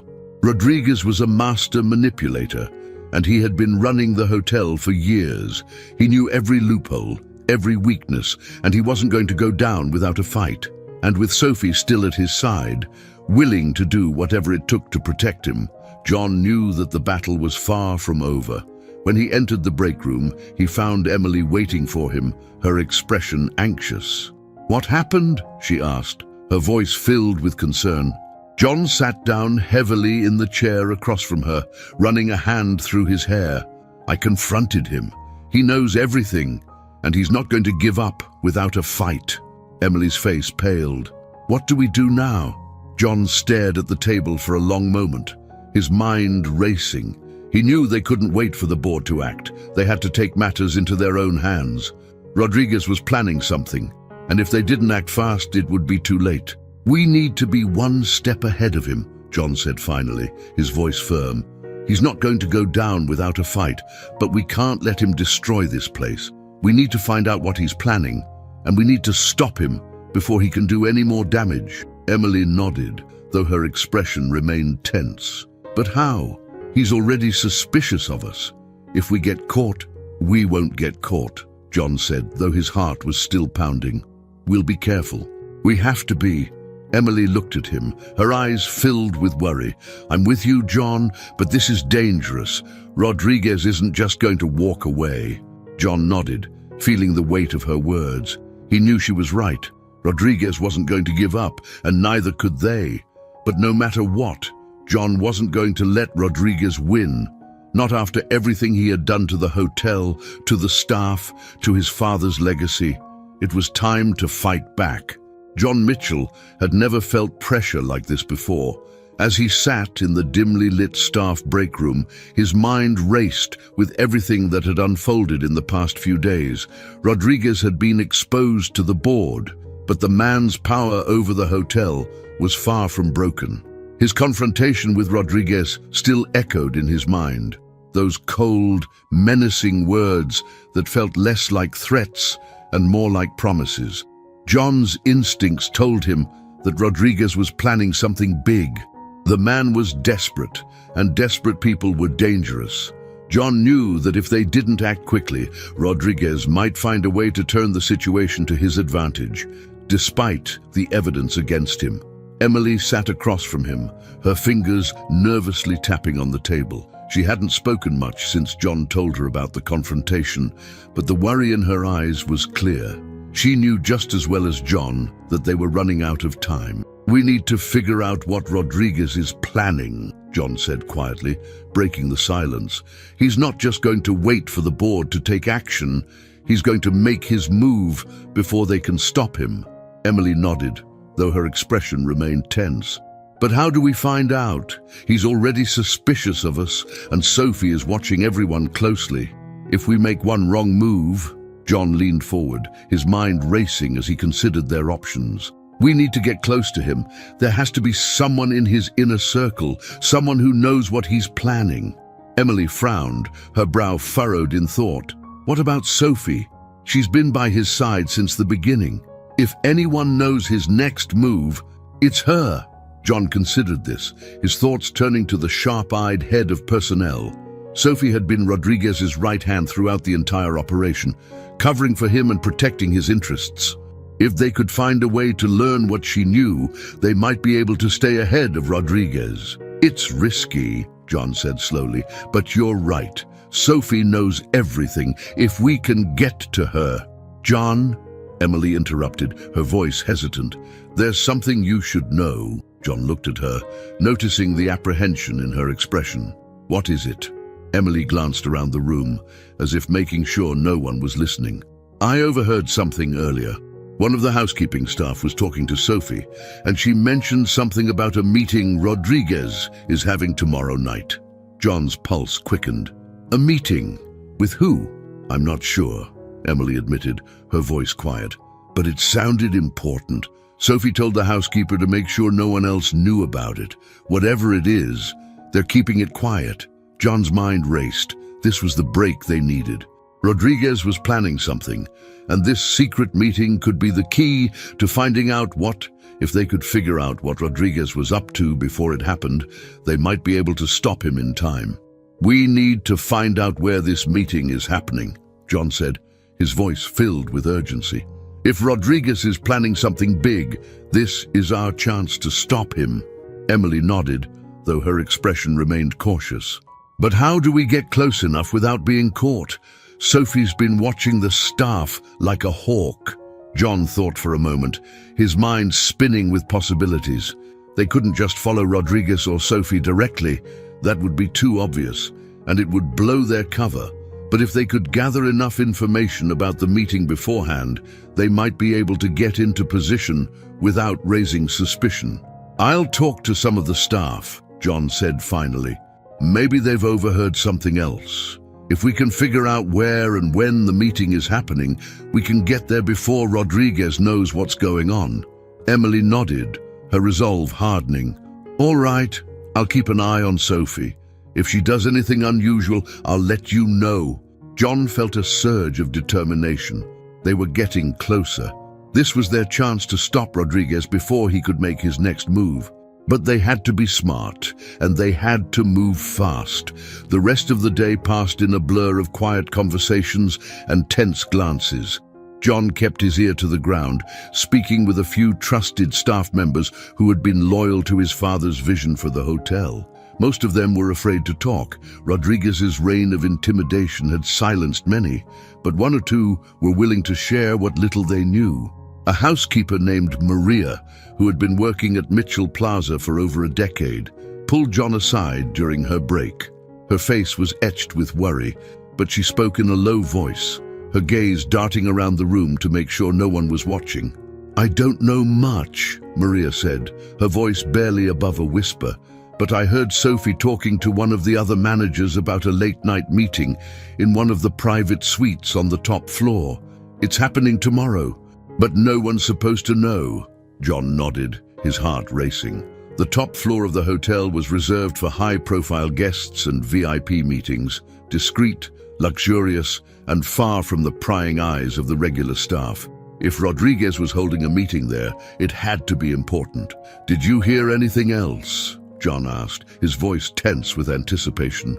Maria shook her head. No, but they've been acting strange lately. Sophie's been giving orders to the staff to keep certain areas clear tomorrow night. Something's going on, John. John thanked her, his mind racing as he processed the information. A private meeting on the top floor, with specific areas being cleared of staff. It was all coming together. Whatever Rodriguez was planning, it was happening tomorrow night, and it was happening in secret. He needed to be there. That evening, John and Emily met in the staff break room once again, their faces grim with determination. John quickly relayed what he had learned from Maria, and Emily's expression grew even more serious. A private meeting on the top floor, Emily said, her voice laced with concern. That sounds big, John. If Rodriguez is going to make his move, it's happening tomorrow. John nodded, his thoughts spinning. We need to get up there. If we can find out what they're planning, we might be able to stop it before it's too late. Emily bit her lip, clearly thinking through the risks. But how do we get up there without being seen? The top floor is off limits to staff unless they're specifically assigned to it. John thought for a moment, then an idea struck him. What if we pose as part of the cleaning staff? We'll have access to the entire floor, and no one will question why we're there.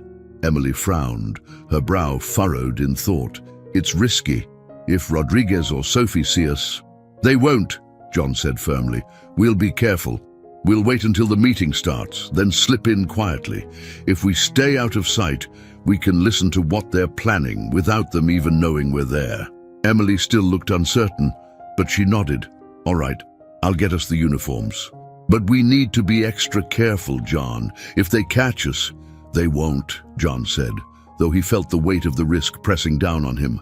This is our only chance. We can't let Rodriguez get away with whatever he's planning. The next day passed in a blur of tension and quiet anticipation. John and Emily went about their regular duties, careful not to draw any attention to themselves as they prepared for the night ahead. The hotel's staff was on edge, with whispers circulating about a big event happening that evening, though no one seemed to know the full details. By the time the sun began to set, John and Emily were ready. Dressed in the uniforms of the hotel's cleaning staff, they blended in perfectly with the rest of the employees. The plan was simple: wait until the meeting began, then slip onto the top floor and find a way to eavesdrop on Rodriguez's conversation. As the clock ticked closer to the meeting, John's heart raced. Every second felt like a countdown, and the weight of what they were about to do pressed heavily on his shoulders. This was it, the moment that could determine the fate of the hotel and possibly their own futures. Just after 10 p.m., John and Emily made their way to the service elevator, keeping their heads down as they rode up to the top floor.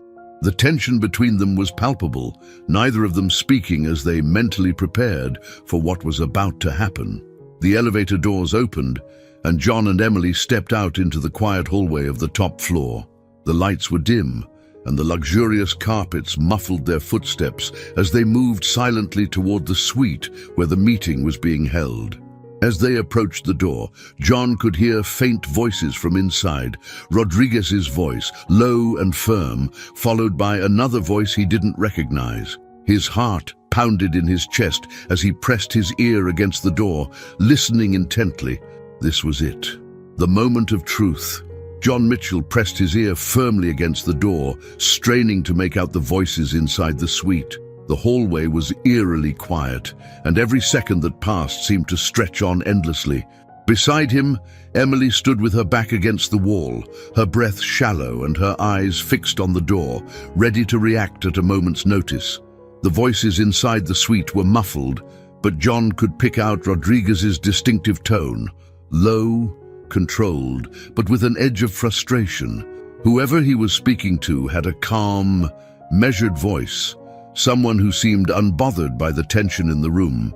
John couldn't identify the second voice, but it was clear that this person was important. The stakes were higher than he'd imagined. "We need to move quickly," Rodriguez's voice said, his tone sharp. "The board is getting too close.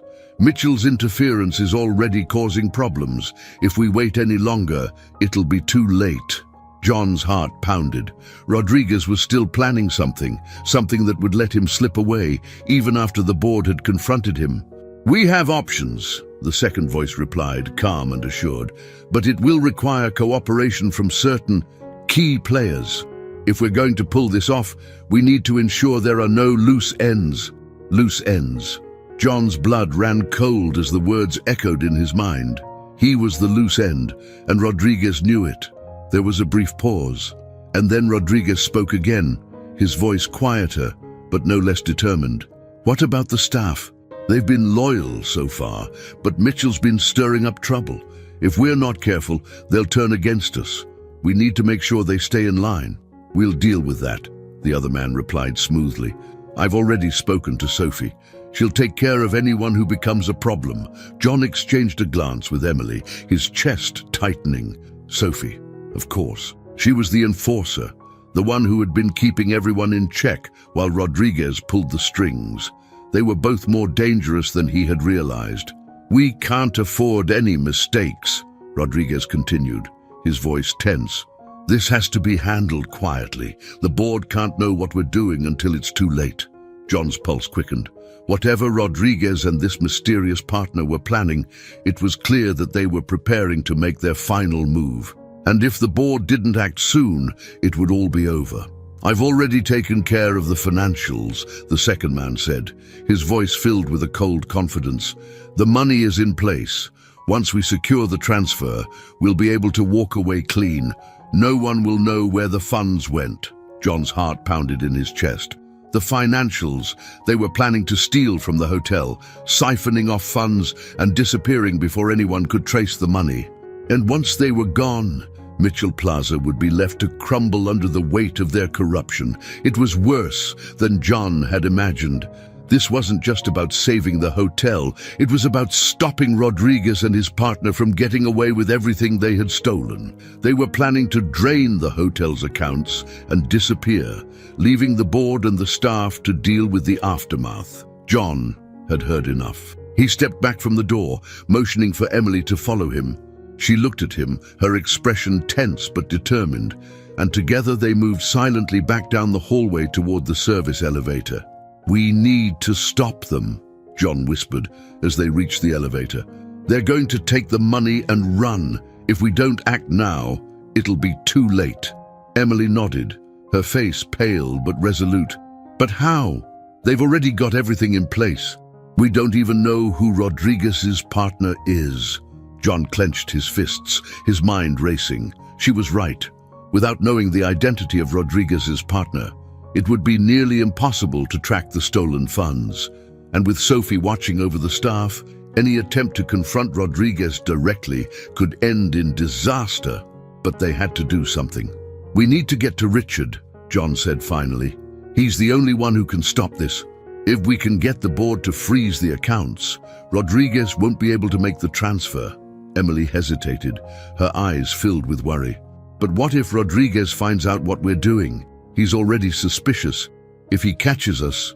John shook his head, forcing himself to stay focused. "We don't have a choice. This is our only chance." Emily looked at him for a long moment, then nodded. "All right, let's go." The ride down to the lobby felt agonizingly slow.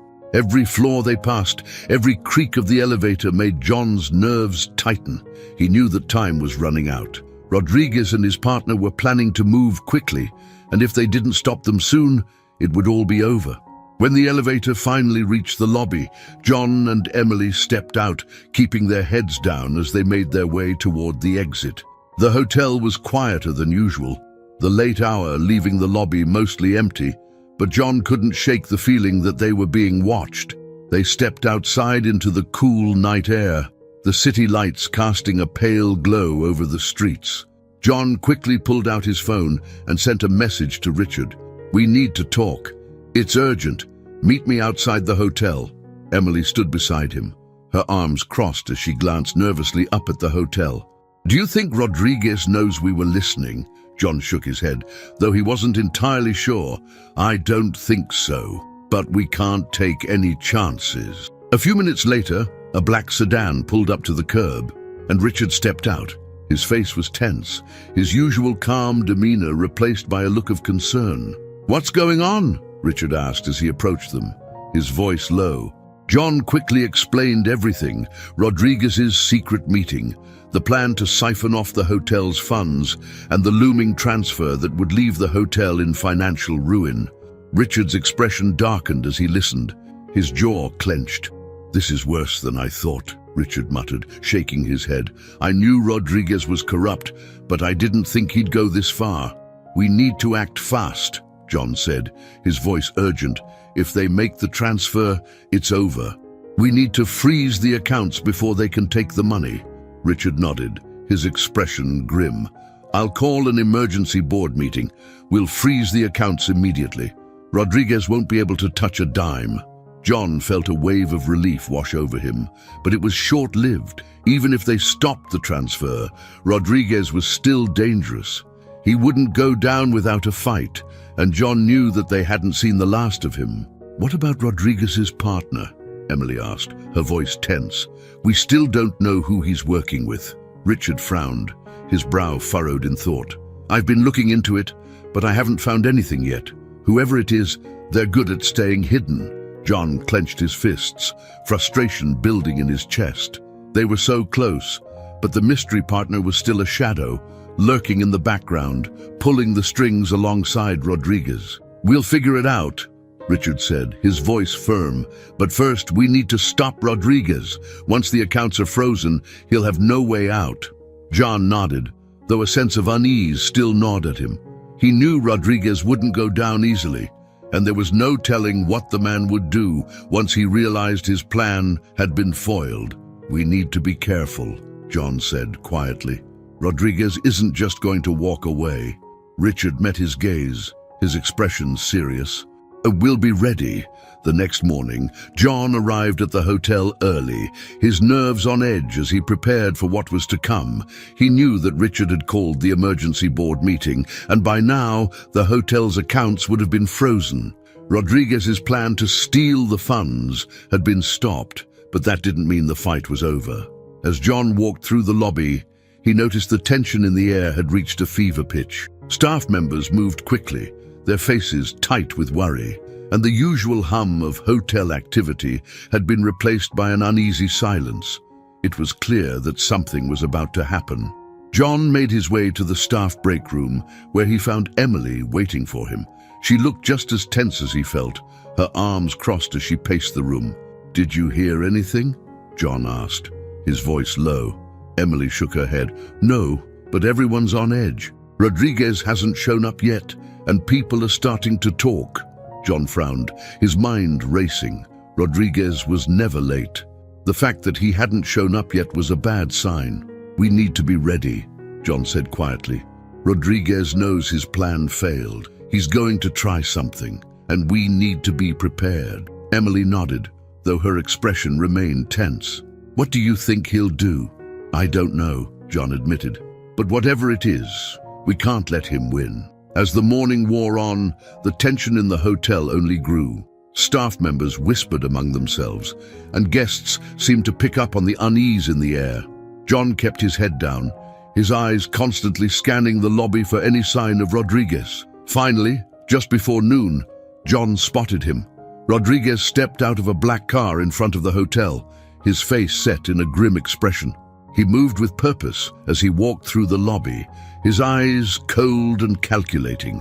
It was clear that he knew his plan had failed, but there was something else in his expression, something dangerous.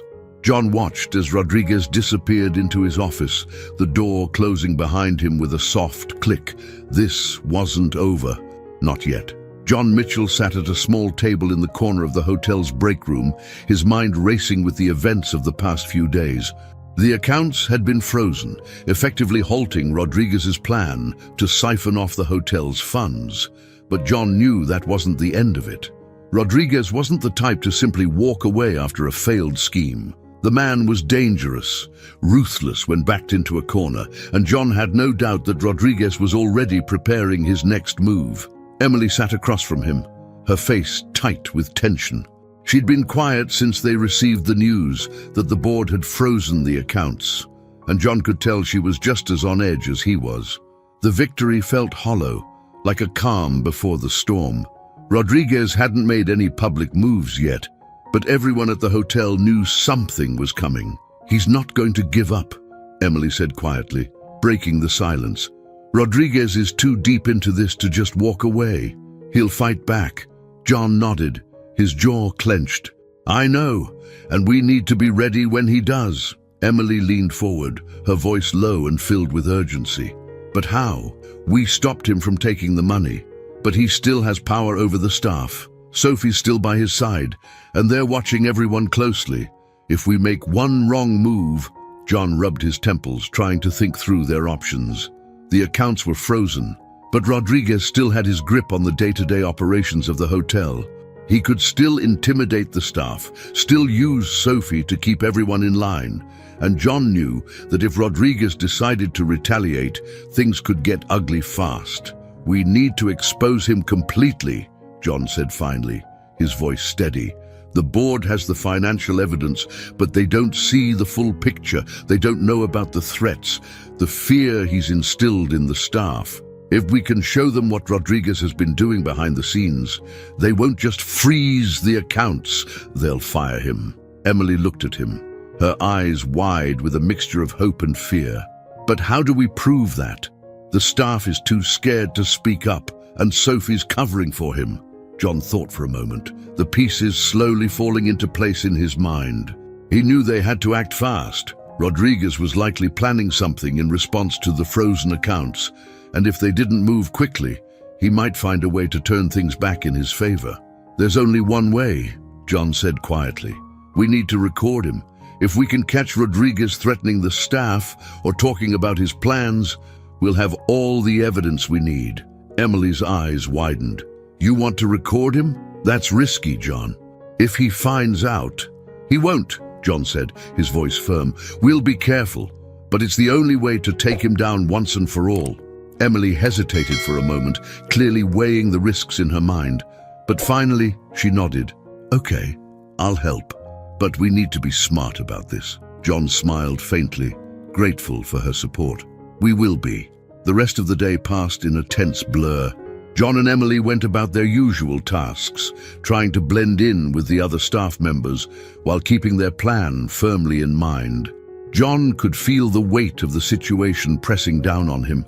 Rodriguez had gone silent since the accounts were frozen, but John knew it was only a matter of time before the man made his next move. By the time John's shift ended, he had already formulated a plan.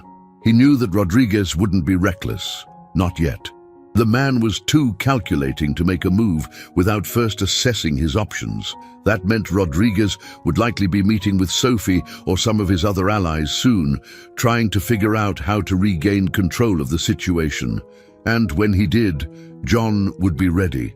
That evening, after most of the guests had gone to bed and the hotel's lobby had emptied out, John met Emily in the staff break room. They had both changed out of their uniforms, dressed in casual clothes that wouldn't attract attention. Emily carried a small voice recorder in her hand, her expression serious. "Are you sure this is going to work?" Emily asked, her voice barely above a whisper. John nodded, though his heart pounded in his chest. "It has to. We'll stay out of sight, and we'll be careful. If Rodriguez says anything incriminating, we'll have the evidence we need." Emily still looked uncertain, but she didn't argue. Instead, she followed John as they made their way toward the service elevators at the back of the hotel. The plan was simple: hide in one of the staff-only areas near Rodriguez's office and wait for him to meet with Sophie or one of his other allies. If they could catch him discussing his plans or threatening someone, they would have everything they needed to bring him down. The service elevator doors slid open, and John and Emily stepped inside, their nerves on edge. As the elevator ascended to the top floor, John kept his thoughts focused, running through the plan in his mind. They had to be careful. One wrong move, and everything could fall apart. The elevator doors opened, and John led Emily down a quiet hallway toward Rodriguez's office. The hallway was dimly lit, and the soft carpet muffled their footsteps as they moved silently through the shadows. When they reached the corner near Rodriguez's office, they ducked behind a large potted plant, staying out of sight while still close enough to hear any conversations that might take place. John's heart raced as he glanced at Emily, who held the voice recorder tightly in her hand. They were both tense, every sound in the hallway magnified by the silence around them. Minutes passed, the tension building with every second. John was beginning to wonder if Rodriguez would even show up when they heard the soft click of a door opening. John froze, his breath catching in his throat. He heard footsteps approaching, 2 sets of footsteps. One of them was unmistakably Rodriguez's, the heavy, purposeful steps that John had come to recognize over the past few weeks. The other set was lighter, more measured, likely Sophie. The two of them stopped just outside Rodriguez's office, their voices low but clear enough for John and Emily to hear. "I can't believe the board froze the accounts," Rodriguez muttered, his voice filled with barely contained anger. "They're acting faster than I thought." "They're nervous," Sophie replied, her tone calm. "Mitchell's been stirring things up, and now the board thinks they can push us out. But they don't have all the information. We can still control the narrative." Rodriguez let out a low growl of frustration. "We're running out of time, Sophie. We need to find another way to move the funds. If the board gets a full investigation underway, it's over." John's pulse quickened as he exchanged a glance with Emily. This was it. Proof that Rodriguez was still trying to steal the hotel's money, even after the accounts had been frozen. "We'll have to act quickly," Sophie said quietly. "The staff is getting restless. They're starting to realize something's wrong. If they turn on us—" "They won't," Rodriguez snapped. "I'll make sure of it." John's stomach churned as he heard Rodriguez's words. The man was doubling down on his threats, trying to keep the staff in line through fear. John felt a surge of anger as he listened to the cold, calculating tone in Rodriguez's voice. The man had no remorse, no hesitation. He was willing to destroy everything and everyone in his path to get what he wanted. "Mitchell is the real problem," Rodriguez continued, his voice low and menacing. "He's been meddling in this from the start, and now the board is listening to him. We need to find a way to neutralize him before he causes any more damage." John felt a chill run down his spine. Rodriguez's words were laced with venom, and it was clear that the man saw him as the biggest obstacle to his plan. Neutralize him. John had no doubt that Rodriguez meant to do whatever it took to silence him once and for all. "We'll take care of Mitchell," Sophie said, her voice cold and confident. "I'll make sure he doesn't interfere again." John's heart pounded in his chest. He and Emily had heard enough. He gave her a quick nod, and she pressed the button on the voice recorder, stopping the recording. They had what they needed: Rodriguez's plan to move the funds, his threats against the staff, and his intent to target John personally. They had the proof. Now all they had to do was get it to the board before Rodriguez could make his next move. John Mitchell's pulse quickened as he and Emily rushed back down the service elevator, the soft hum of the machinery the only sound cutting through the silence between them. In Emily's hand was the voice recorder, containing the damning evidence they had just captured. The words of Rodriguez still echoed in John's mind, his cold, calculated plans to move the funds and his chilling threats against the staff and John himself. Rodriguez had crossed the line, and now John had the proof to take him down. "We did it," Emily whispered, her voice tight with a mixture of relief and tension. "We got what we needed." John nodded, but his heart still raced. They had the evidence, but the hardest part was still ahead, getting it into the hands of the board before Rodriguez found out what they had done. They couldn't afford any mistakes now. One wrong move, and everything could come crashing down. The elevator doors slid open, and John stepped out into the quiet, dimly lit hallway of the hotel's lower floor. It was late, and most of the staff had either gone home or were working the night shift, leaving the hotel eerily still. John glanced at Emily, and they shared a brief, determined look. "We need to get this to Richard," John said quietly. "If we move fast, we can have the board listen to the recording first thing in the morning." Emily nodded, clutching the recorder tightly in her hand. "What about Rodriguez? He's going to know something's wrong when we don't show up for our shifts tomorrow." John clenched his fists, his mind racing. Rodriguez would know, there was no doubt about that. But by the time he realized what was happening, it would be too late. "We'll be gone before he notices," John said, though the knot of anxiety in his chest didn't loosen. "If we can get the recording to the board before he realizes, there's nothing he can do." They exited the hotel through a side door, the cool night air hitting them like a rush of clarity. The city's faint sounds buzzed around them, distant car engines, the hum of streetlights, but John's mind was too focused to notice any of it. Every step they took away from the hotel felt like progress, but also brought with it the weight of what could happen if Rodriguez realized they were gone. John pulled out his phone and sent a quick message to Richard. "We have the evidence. We need to meet now. It can't wait until morning." They waited in the shadows of the street corner, hearts pounding as they anxiously awaited a response. Minutes passed. the silence between them thick with tension. Then, John's phone buzzed. "Meet me at my apartment. I'll be there in 20 minutes." John breathed a sigh of relief, though the tension in his chest didn't fade. They had to move quickly. Every minute they spent out in the open felt dangerous, like they were exposed, vulnerable. "Let's go," John said, leading the way toward the street where they could catch a cab. The ride to Richard's apartment felt longer than it actually was, even though it was just across town.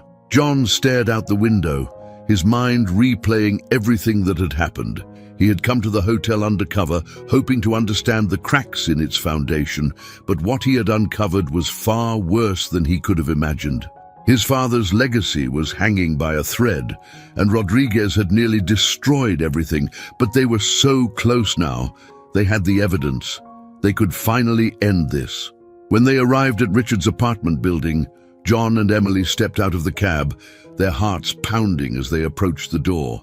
Richard buzzed them in without a word, and they hurried up to his apartment, their nerves on edge. Richard was waiting for them when they arrived, his expression serious. He gestured for them to sit as they entered the apartment, and John handed him the voice recorder without hesitation. "We recorded Rodriguez," John said, his voice steady despite the tension running through him. "He's still planning to move the funds, even after the accounts were frozen. And he's threatening the staff. This is everything you need to take him down." Richard took the recorder, his face grim as he listened to John's explanation. He didn't say anything as he pressed play, and the room fell into an uneasy silence as Rodriguez's voice filled the space. His cold, calculated plans, his threats, his complete disregard for the people who worked for him. Every word confirmed what John had feared for weeks. Rodriguez was willing to destroy everything to save himself. When the recording ended, Richard sat back in his chair, his expression unreadable. For a long moment, he didn't speak, the weight of what he had just heard hanging heavy in the room. "This is damning," Richard finally said, his voice quiet. "There's no way Rodriguez can talk his way out of this." John nodded, his heart still racing. "You need to call an emergency board meeting. As soon as they hear this, they'll have no choice but to remove him." Richard glanced at John, his eyes serious. "I'll call the meeting first thing in the morning. Rodriguez won't be able to stop it." A wave of relief washed over John, but it was short-lived. There was still the matter of Rodriguez himself. The man wasn't going to go down quietly, and John knew that once Rodriguez realized what had happened, things could escalate quickly. "What about tomorrow?" Emily asked, her voice filled with concern. "Rodriguez is going to know something's wrong when John doesn't show up at the hotel. He might try to stop the meeting." Richard's face tightened. "I'll take care of it. I'll make sure the meeting happens before Rodriguez can interfere." John nodded, though the tension in his chest remained. He trusted Richard, but he also knew how dangerous Rodriguez could be. The man had manipulated the board for years, kept the staff in line through fear and intimidation, and built a web of control that wouldn't be easily undone. But they had the truth now, and the truth was powerful.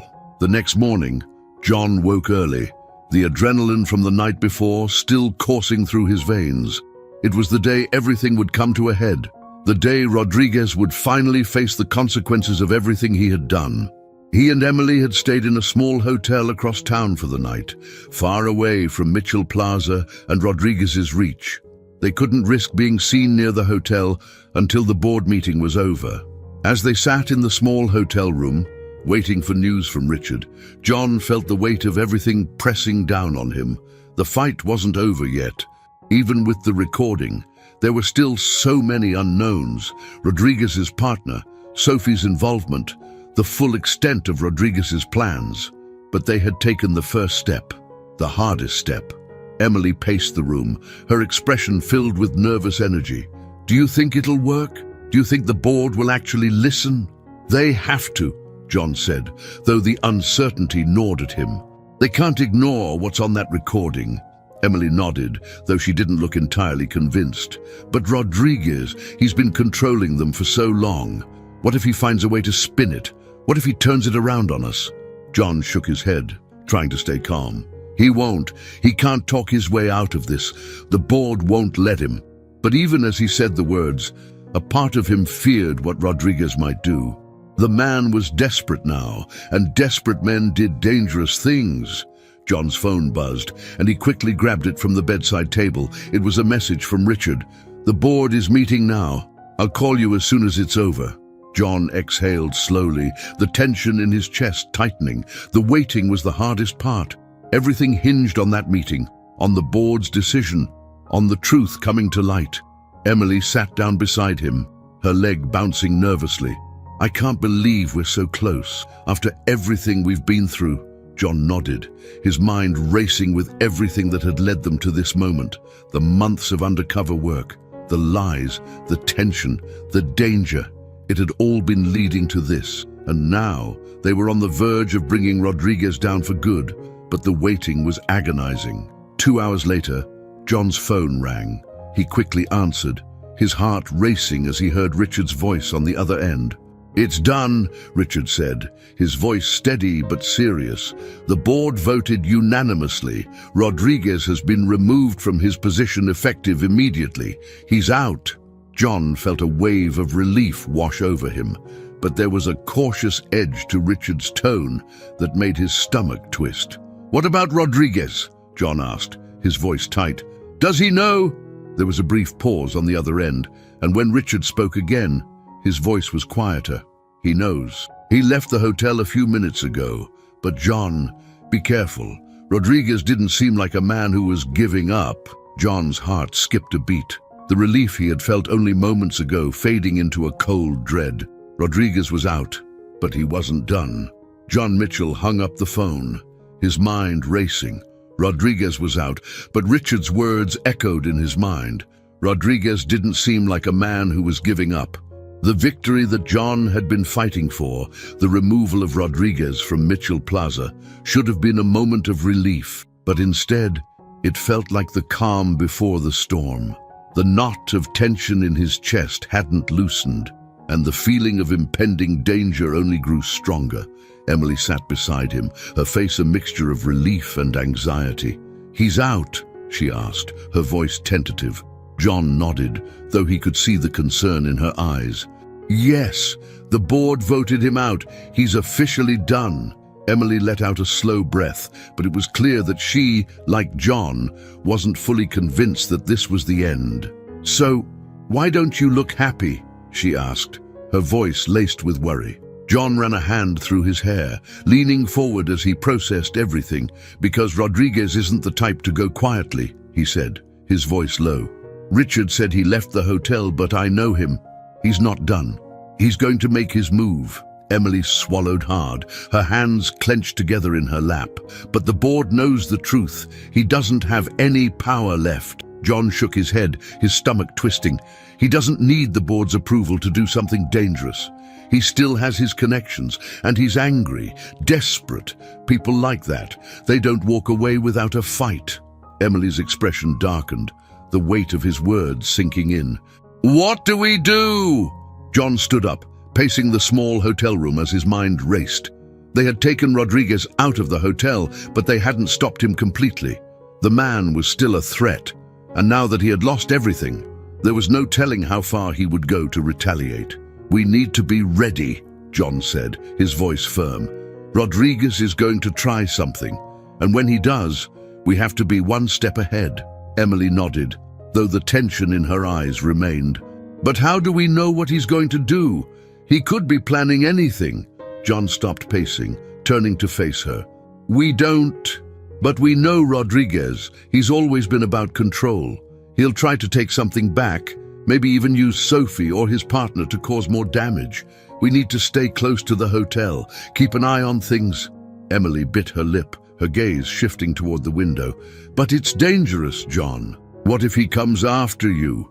John clenched his fists, his resolve hardening. He had come too far to back down now. "Then we stop him, once and for all." The hours passed slowly as John and Emily waited, the tension between them thick with anticipation. Every minute that went by felt like a countdown to whatever Rodriguez was planning. John couldn't shake the feeling that something big was coming, something that would either end Rodriguez's reign for good or lead to disaster. By late afternoon, they had made their way back to Mitchell Plaza, careful to keep a low profile as they observed the hotel from across the street. The atmosphere around the hotel had shifted. Staff members moved quickly, their faces tense, as if they, too, were bracing for the fallout from Rodriguez's removal. John's phone buzzed in his pocket, and he quickly pulled it out. It was a message from Richard. "Rodriguez just left the hotel again. Be careful." He looked furious. John's stomach tightened.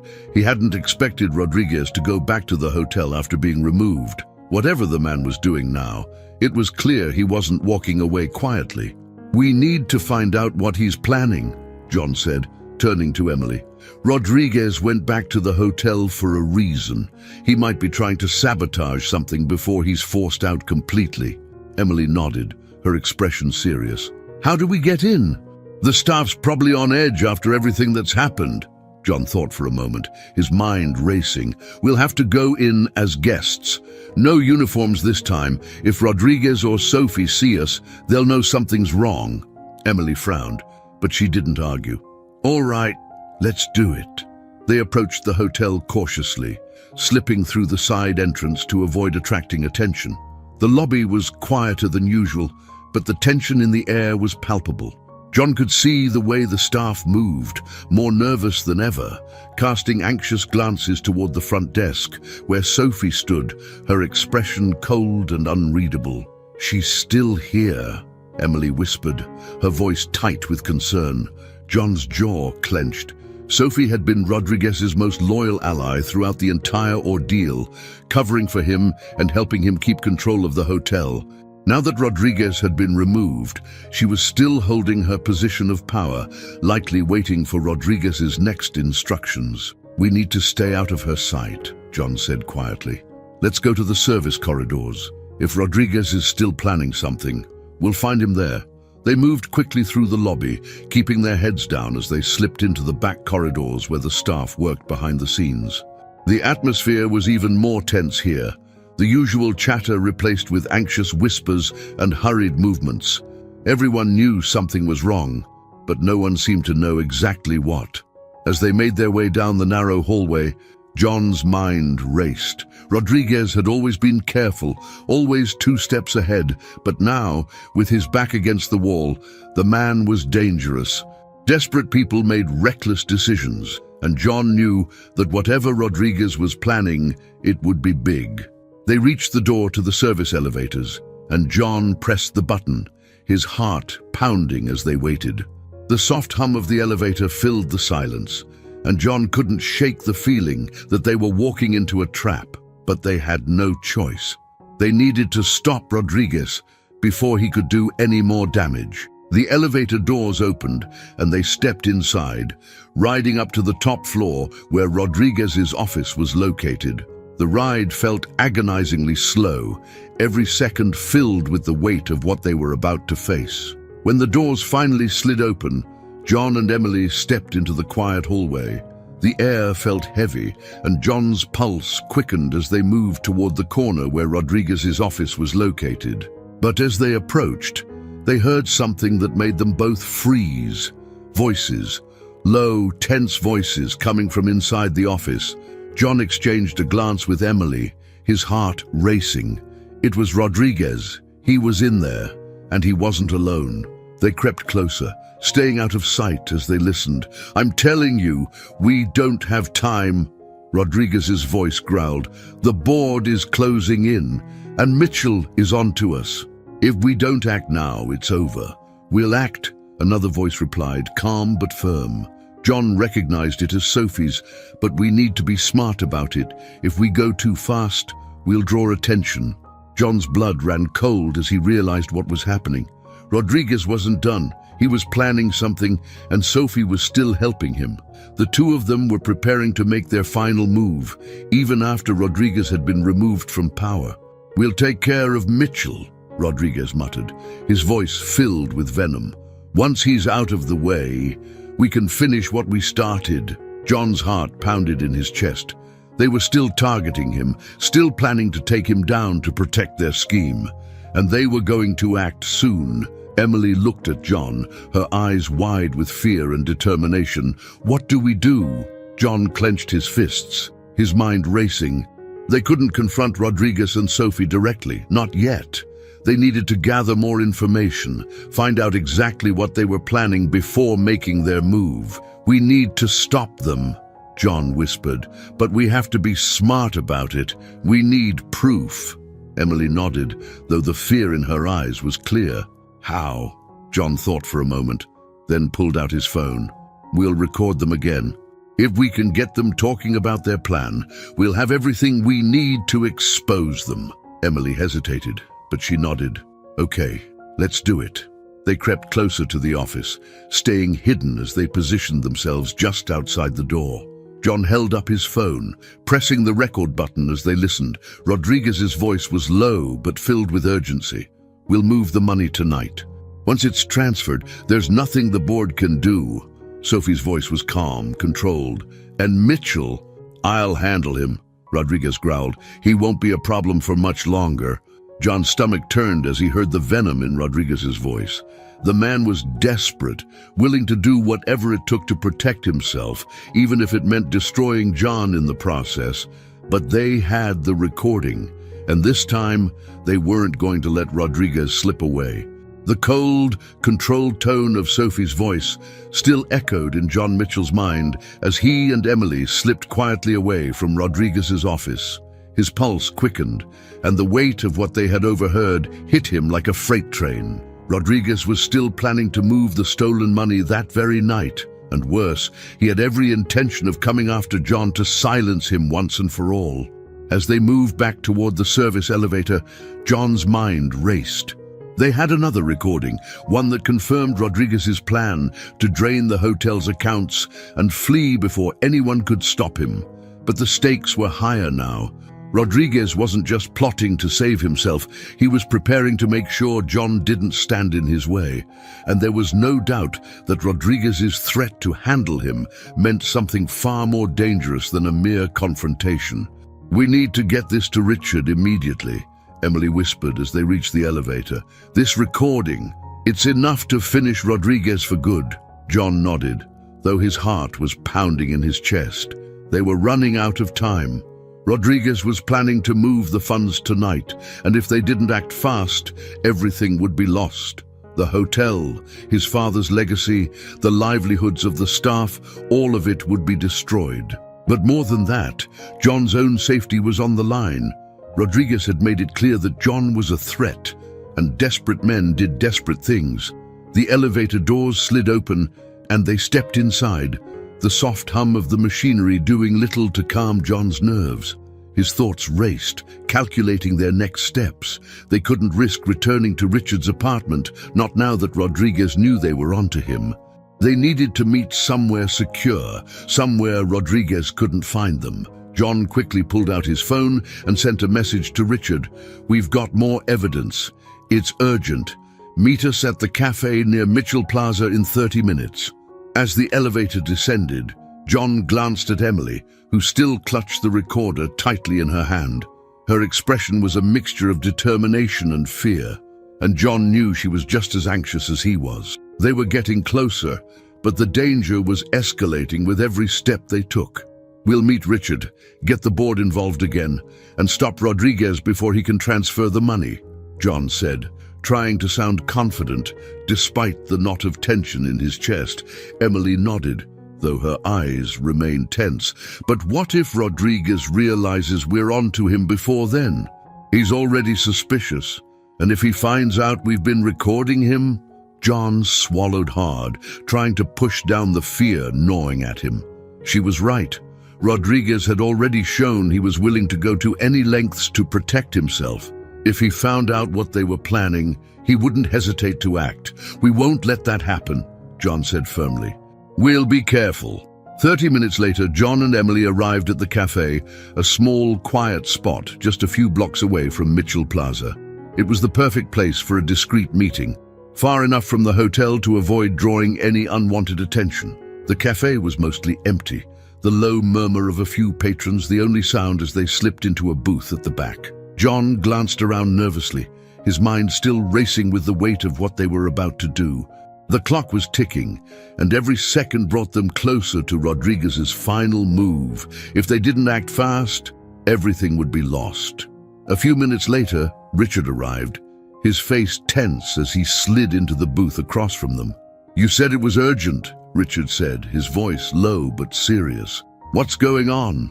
John quickly explained what they had overheard in Rodriguez's office, showing Richard the recording on Emily's phone. As Rodriguez's voice filled the quiet space of the cafe, Richard's expression darkened, his jaw tightening with each passing word. When the recording ended, Richard sat back, his face grim. "This is worse than I thought. He's planning to move the money tonight." John nodded, his stomach churning with anxiety. "He said he's going to make the transfer tonight. If we don't stop him now, it'll be too late." Richard clenched his fists, his eyes narrowing with determination. "We'll stop him. I'll call an emergency meeting with the board. Once they hear this, Rodriguez won't have anywhere to run." A wave of relief washed over John, but it was short-lived. They had the evidence, but Rodriguez was dangerous, far more dangerous than they had anticipated. And now that they had exposed his plans, they couldn't afford to let their guard down for even a moment. "What about Rodriguez?" Emily asked, her voice filled with concern. "He knows John is a threat. He's not going to just let us walk away." Richard nodded, his expression serious. "I'll have security on alert. Rodriguez is out of the hotel officially, but he still has connections. We can't take any chances." John's stomach tightened. They had the evidence, and they were close to stopping Rodriguez, but they were also walking a fine line. One wrong move, and Rodriguez could retaliate in ways they couldn't predict. "Meet me at the boardroom in an hour," Richard said, standing up from the booth. "I'll make sure everything's in place. We'll take Rodriguez down tonight." John nodded, though the knot of tension in his chest didn't loosen. As Richard left the cafe, John and Emily exchanged a glance. They were getting closer, but the danger was far from over. The walk back to the hotel was quiet, but the tension in the air was palpable. John could feel the weight of what was about to happen pressing down on him, each step bringing them closer to the final confrontation with Rodriguez. As they approached Mitchell Plaza, John's phone buzzed with a message from Richard. "Board meeting confirmed, 8 p.m. Be there with the recording." John exhaled slowly, his heart pounding in his chest. This was it. They had the evidence, and the board was ready to hear it.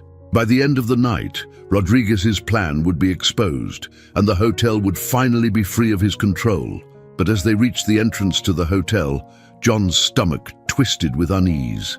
The lobby was quiet, but there was a strange tension in the air, an almost eerie stillness that made the hair on the back of his neck stand up. Something wasn't right. They moved quickly through the lobby, heading toward the staff corridors where the boardroom was located. But as they rounded the corner near the elevators, John froze. Standing near the far end of the hallway was Rodriguez. John's blood ran cold as their eyes locked across the distance. Rodriguez's face was twisted with anger, his eyes dark and filled with venom. He hadn't expected to see John and Emily there, but the moment he did, John could see the realization flash across his face. Rodriguez knew. For a split second, time seemed to stand still. John's heart pounded in his chest, his mind racing as he tried to figure out what to do. They were so close. They had the evidence, but Rodriguez wasn't going to let them walk into that boardroom without a fight. Rodriguez took a step forward, his fists clenched at his sides. "Mitchell," he growled, his voice low and menacing. "You think you've won?" John's stomach twisted as he stood his ground. "It's over, Rodriguez. We have the recording. The board is meeting tonight, and they're going to hear everything." Rodriguez's eyes narrowed, and a cold, dangerous smile crept across his face. "You really think that recording is going to save you? You're just like your father, too weak to do what needs to be done." John felt a surge of anger, but he forced himself to stay calm. He couldn't let Rodriguez provoke him. "Not now. This isn't about me," John said, his voice steady. "This is about the hotel. You've been stealing from it for months, and now you're going to pay the price." Rodriguez's smile faded, replaced by a look of pure rage. "You don't know what you're dealing with, Mitchell. You think you've won, but I still have control, and I'm not going to let you take it from me." Before John could respond, Rodriguez lunged forward, his fists swinging. John barely had time to react. He stepped back, dodging the blow as Rodriguez came at him, his movements fueled by anger and desperation. Emily gasped, stumbling backward as the chaos unfolded in front of her. John's heart raced as he tried to stay out of Rodriguez's reach, but the man was relentless, his fists swinging wildly as he tried to land a hit. John's mind raced. He couldn't afford to fight back. Not here, not now. He needed to get to the boardroom, to get the evidence to Richard before Rodriguez could do any more damage. "Emily, go!" John shouted, his voice filled with urgency. "Get to the boardroom!" Emily hesitated, her eyes wide with fear, but she quickly nodded and ran toward the elevators, clutching the recorder in her hand. John dodged another swing from Rodriguez, his heart pounding in his chest. He needed to buy Emily time, but Rodriguez wasn't letting up. "You think you can stop me?" Rodriguez growled, his voice filled with fury. "You're nothing, Mitchell, just like your father." John clenched his fists, forcing himself to stay calm. He couldn't let Rodriguez get under his skin. Not now. "This is over." "Rodriguez," John said, his voice steady despite the chaos around him. "You've lost." Rodriguez's face twisted with rage, but before he could strike again, the sound of footsteps echoed down the hallway. John turned, his heart pounding as he saw Richard and two security guards running toward them. Rodriguez froze, his eyes widening as he realized what was happening. For a moment, he looked as though he might try to run, but it was too late. The guards grabbed Rodriguez, pulling him back as he struggled against them, his face contorted with fury. "You think this is over?" Rodriguez shouted, his voice filled with venom. "You're all going to pay for this." John exhaled slowly, his heart still racing as he watched Rodriguez being dragged away. The danger was finally over, but as the adrenaline began to fade, John knew that this wasn't just a victory for him. It was a victory for the entire hotel. John Mitchell stood frozen in the hallway, his breath still ragged from the confrontation. His heart pounded in his chest as he watched Rodriguez being dragged away by the security guards, the man's shouts still echoing through the corridor.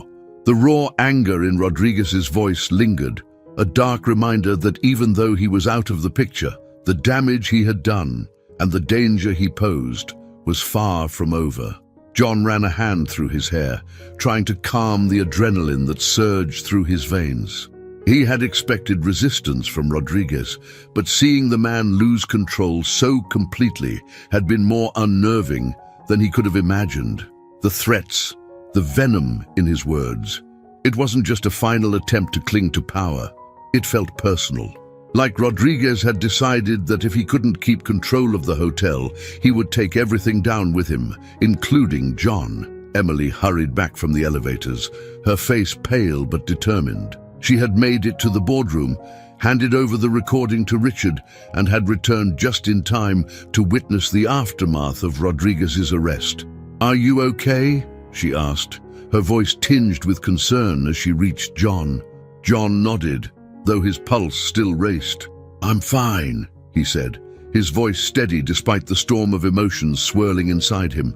"But Rodriguez, he's not going to let this go easily." Emily's eyes darkened with worry, but she didn't respond right away. Instead, she reached out and placed a hand on his arm, her touch grounding him, reminding him that they had come this far together. "We did it, though," she said softly. "The board has the recording. Rodriguez is out. He can't hurt the hotel anymore." John exhaled slowly, nodding. "I know. But the way he looked at me," he trailed off, the memory of Rodriguez's twisted expression still fresh in his mind. "He won't stop, even with him gone. I feel like something's still hanging over us." Emily's grip tightened slightly, her gaze meeting his. "We'll be careful. Rodriguez is finished, and you have the board behind you now. We've done everything we can." John knew she was right. The evidence they'd gathered, the recordings, and the board's decision to remove Rodriguez had been the victory he'd been fighting for since the moment he went undercover. But as the adrenaline began to wear off, the weight of everything that had happened, the months of deception, the fear, the constant tension, began to settle on his shoulders like a heavy cloak. They had won the battle, but the war wasn't over. Later that evening, John and Emily sat in a quiet corner of the hotel's cafe, sipping coffee as they processed the events of the day. The news of Rodriguez's removal had spread quickly among the staff, and while there was relief in the air, there was also an underlying tension. The damage Rodriguez had done wasn't just financial, it was personal.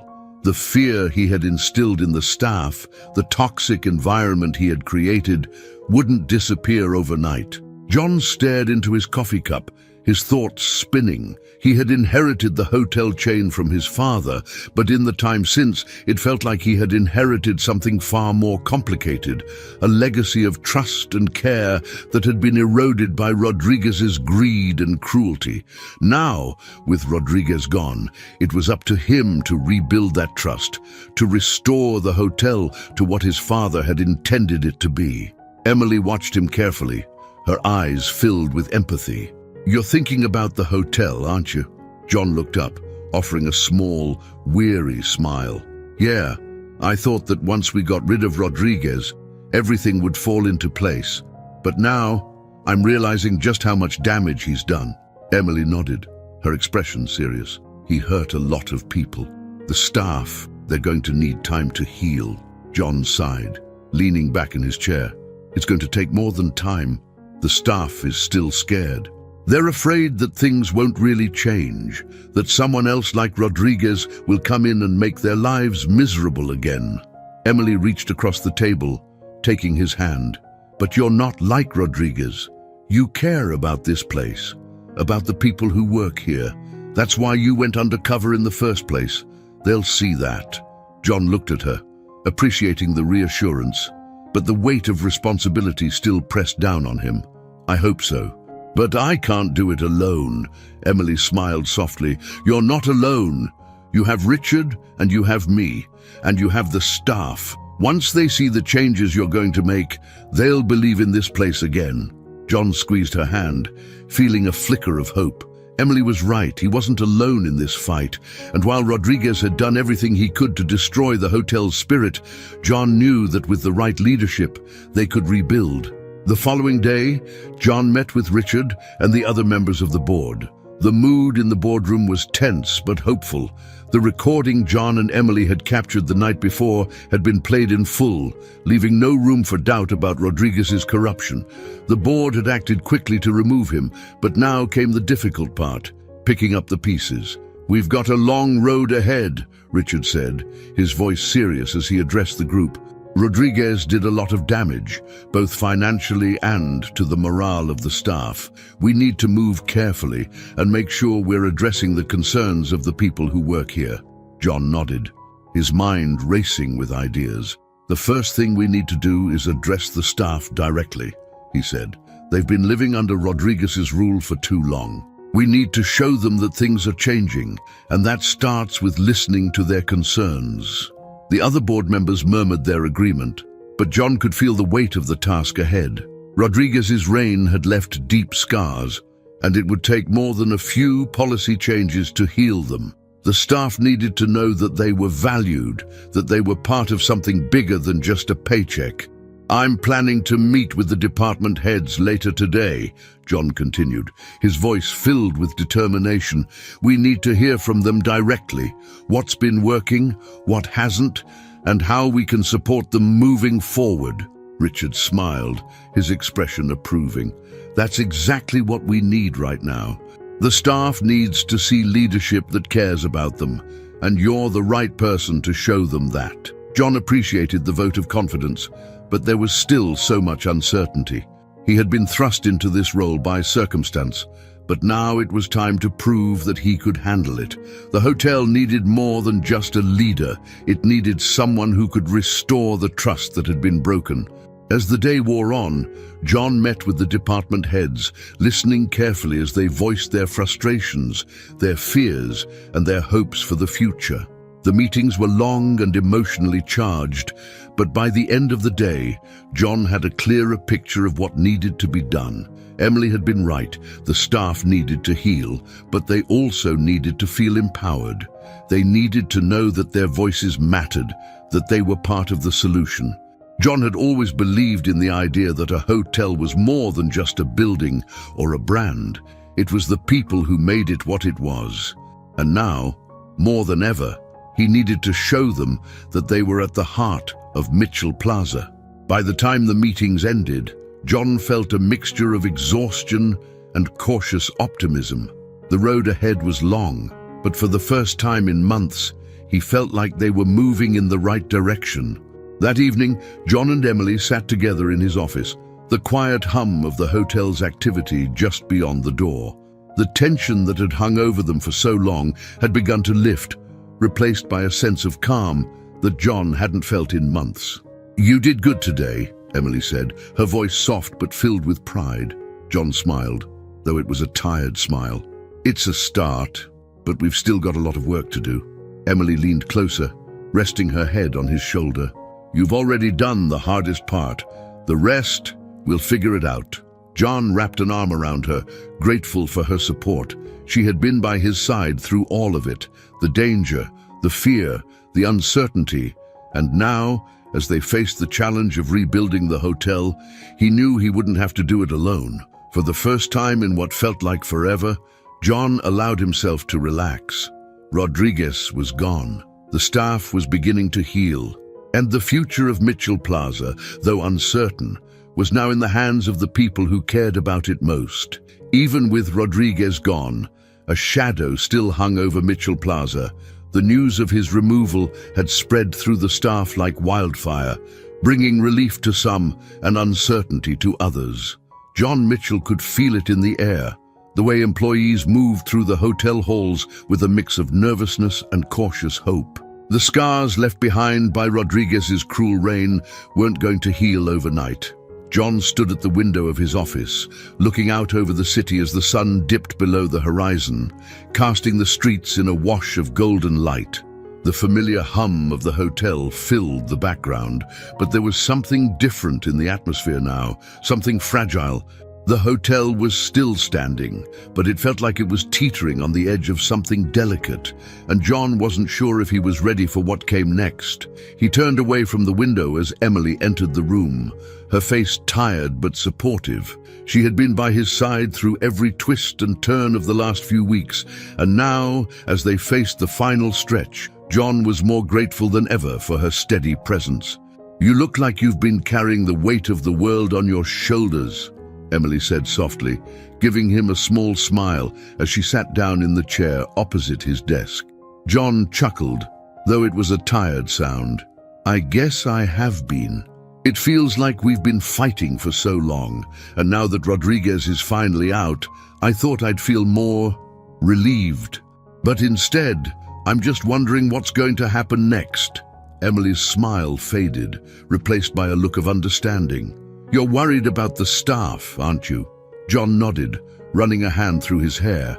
"They've been through so much, and even though Rodriguez is gone, I can't shake the feeling that his influence is still here. He manipulated them for so long, and some of them are still afraid things won't really change." Emily leaned forward, her gaze steady. "But you've already started making changes, John. The meetings with the department heads, the way you've been listening to the staff, they can see that you're different from Rodriguez. It's just going to take time for them to trust that things are really going to get better." John exhaled slowly, knowing she was right, but time wasn't something he felt he had in abundance. The hotel's reputation had been damaged by Rodriguez's corruption, and while they had prevented the worst from happening, the fallout still lingered. There were whispers among the staff, rumors about what Rodriguez had been planning in his final days. Some feared that his removal wasn't permanent, that he would find a way to worm his way back into power. John knew that was impossible. Rodriguez was out, and the board had made that clear. But the fear of his return was a testament to the deep-seated trauma he had inflicted on the staff. Rebuilding their trust was going to be harder than he had anticipated. "I want to do more than just undo the damage Rodriguez caused," John said, his voice firm despite his exhaustion. "I want to rebuild this place into something better than it was before. My father always believed that a hotel should be like a family, where the staff feels valued and the guests feel at home. That's what this place was supposed to be, but somewhere along the way, it got lost." Emily reached across the desk, taking his hand in hers. "You're doing exactly what your father would have wanted, John, and you're not alone in this. The staff is already starting to believe in the changes you're making." John squeezed her hand, feeling a small flicker of hope amidst the weight of responsibility. "I just hope it's enough." The following day, John stood in front of the gathered staff in the hotel's main ballroom, a microphone in hand as he prepared to address them for the first time since Rodriguez's removal. The room was filled with employees from every department: housekeeping, front desk, maintenance, and more. There was a nervous energy in the air, the kind that came with uncertainty and anticipation. John took a deep breath, scanning the room as he saw familiar faces, many of whom had been working at Mitchell Plaza long before he had taken over. These were the people his father had built relationships with, the people who had once trusted in the leadership of the hotel but had been burned by Rodriguez's reign. Now it was up to John to rebuild that trust. "Thank you all for being here today," John began, his voice steady as he addressed the crowd. "I know the last few months have been difficult for everyone, and I want to start by acknowledging the challenges we've all faced. Mitchell Plaza has been through a lot, and I know many of you have been hurt by what's happened." He paused, letting the weight of his words settle over the room. The employees were watching him closely, their expressions a mix of cautious hope and lingering doubt. "I want to be clear about one thing," John continued. "Rodriguez is gone. He will not be returning to this hotel, and I promise you that the toxic environment he created will not be tolerated here ever again." There was a ripple of murmurs through the crowd, and John could see the way some of the employees exchanged glances, as if testing the waters of his promise. "I've already met with many of you," John said, his tone softening as he addressed them directly. "And I've heard your concerns. I've listened to the stories of how difficult it's been to work under Rodriguez's rule, and I want you to know that I take those concerns seriously. Moving forward, things are going to change. This hotel is going to be a place where everyone feels valued, where your voices matter." He could feel the tension in the room beginning to ease, though it wasn't gone entirely. Trust wasn't something that could be rebuilt overnight, but John was determined to make good on his promises. "We're going to make changes to the way this hotel operates," John said, his voice filled with conviction. "But more than that, we're going to make sure that everyone who works here feels like they're part of something bigger. Mitchell Plaza is more than just a hotel, it's a community, and it's time we start treating it that way." As John finished speaking, the room was quiet for a moment, the weight of his words hanging in the air. Then, slowly, a few of the employees began to clap. The sound grew louder, spreading through the room as more and more staff members joined in. It wasn't a thunderous applause, but it was genuine. And for the first time since taking over the hotel, John felt like he was finally reaching them. After the meeting, John stood in the hallway, watching as the employees filed out of the ballroom, talking quietly among themselves. There was a different energy now, one that felt lighter, more hopeful. The doubt was still there, but it was starting to shift, starting to transform into something more positive. Emily appeared at his side, her expression bright. "That went well," she said, smiling. John nodded, feeling a sense of relief. "Yeah, I think it did." "It's a start." Emily glanced down the hallway, watching as the last of the staff members disappeared into the hotel corridors. "You've already made a difference, John. They're starting to believe in you." John smiled, though the weight of the responsibility still pressed down on him. "I hope so. There's still so much work to do." Emily looked at him, her gaze soft but firm. "You're doing it, one step at a time." John exhaled slowly, letting the weight of the moment settle over him. It had been a long journey, one filled with danger, deception, and uncertainty, but they had made it through. And now, as the hotel began to heal from the wounds left behind by Rodriguez, John felt a renewed sense of purpose. He wasn't just running a hotel anymore, he was rebuilding a community. As the sun set over the city that evening, casting the streets in shades of orange and gold, John and Emily stood together on the rooftop terrace of Mitchell Plaza, looking out over the skyline. The air was cool, a gentle breeze rustling through the trees below. "I never thought we'd get here," John said quietly, his voice filled with a mix of wonder and exhaustion. Emily smiled, leaning her head against his shoulder. "We did it, though. And now you get to build the hotel your father always wanted." John nodded, feeling a sense of peace settle over him. For the first time in months, the future didn't feel like a weight pressing down on him. It felt like an opportunity, a chance to create something new, something better. Mitchell Plaza was more than just a hotel, it was a legacy. And now, with Rodriguez gone and the staff beginning to trust in the future again, John knew they were finally on the right path. He wrapped his arm around Emily, pulling her closer as they watched the city below. Together, they had faced the worst, and together, they would rebuild. John Mitchell stood in the lobby of Mitchell Plaza, watching as the morning sunlight filtered through the large windows, casting a warm glow across the polished floors. The hotel buzzed with quiet activity, guests checking in, staff moving through their daily routines, but there was something different in the air now. It was lighter, calmer. The tension that had once weighed down the entire building was starting to lift, replaced by a sense of cautious optimism. It had been a week since Rodriguez was removed from the hotel, and though the transition hadn't been easy, John could see the small but meaningful changes taking shape. The staff had begun to relax, their smiles more genuine, their steps less hurried. The fear that had gripped them for so long was starting to fade, replaced by the hope that maybe, just maybe, things would be different now. John walked slowly through the lobby, taking in the familiar sights and sounds of the place he had called home for so much of his life. Mitchell Plaza had always been more than just a hotel to him. It was a legacy, a symbol of everything his father had worked for. And now, for the first time since taking over, John felt like he was truly living up to that legacy. As he made his way toward the front desk, he spotted Emily talking with one of the guests, her face bright with a smile as she helped them with their check-in. The sight of her, calm, confident, and so deeply involved in the work they had fought for, brought a smile to John's face.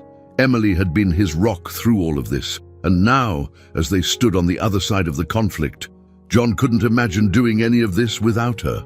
Emily caught his eye, her smile widening as she finished with the guest and made her way over to him.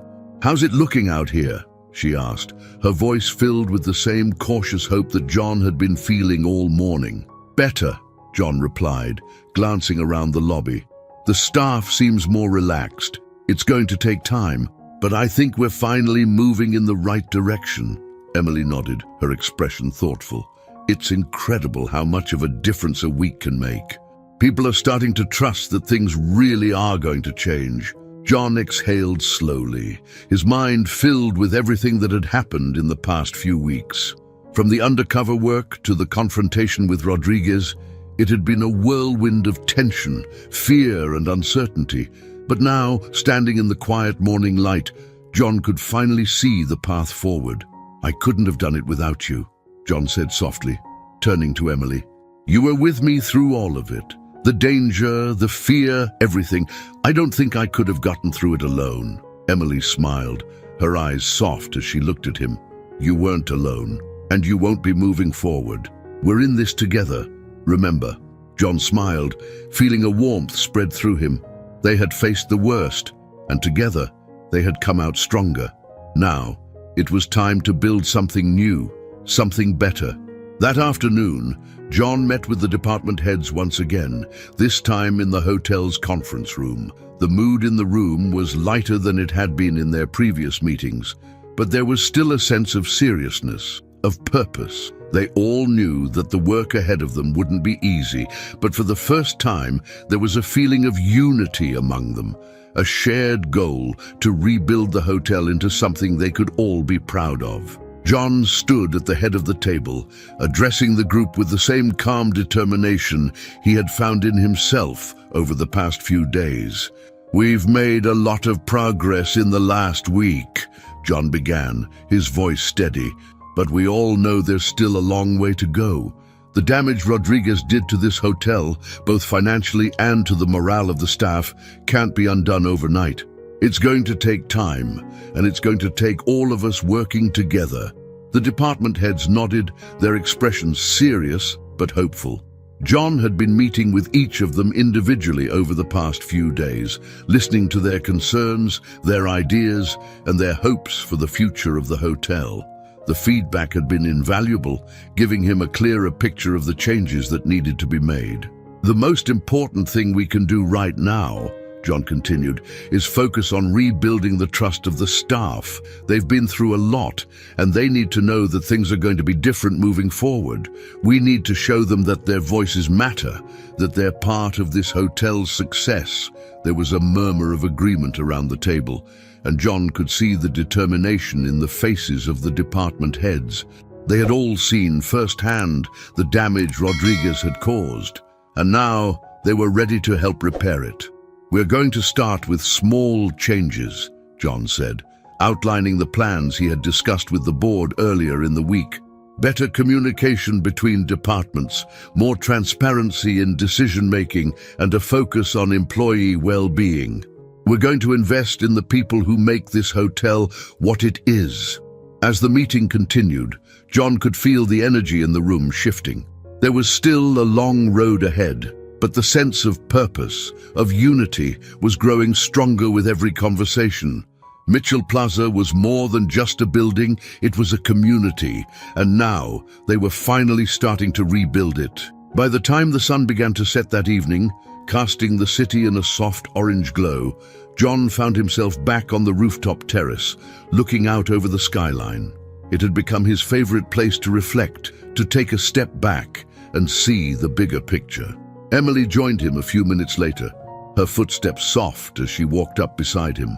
"Long day?" she asked, though her smile showed that she already knew the answer. John chuckled softly, nodding.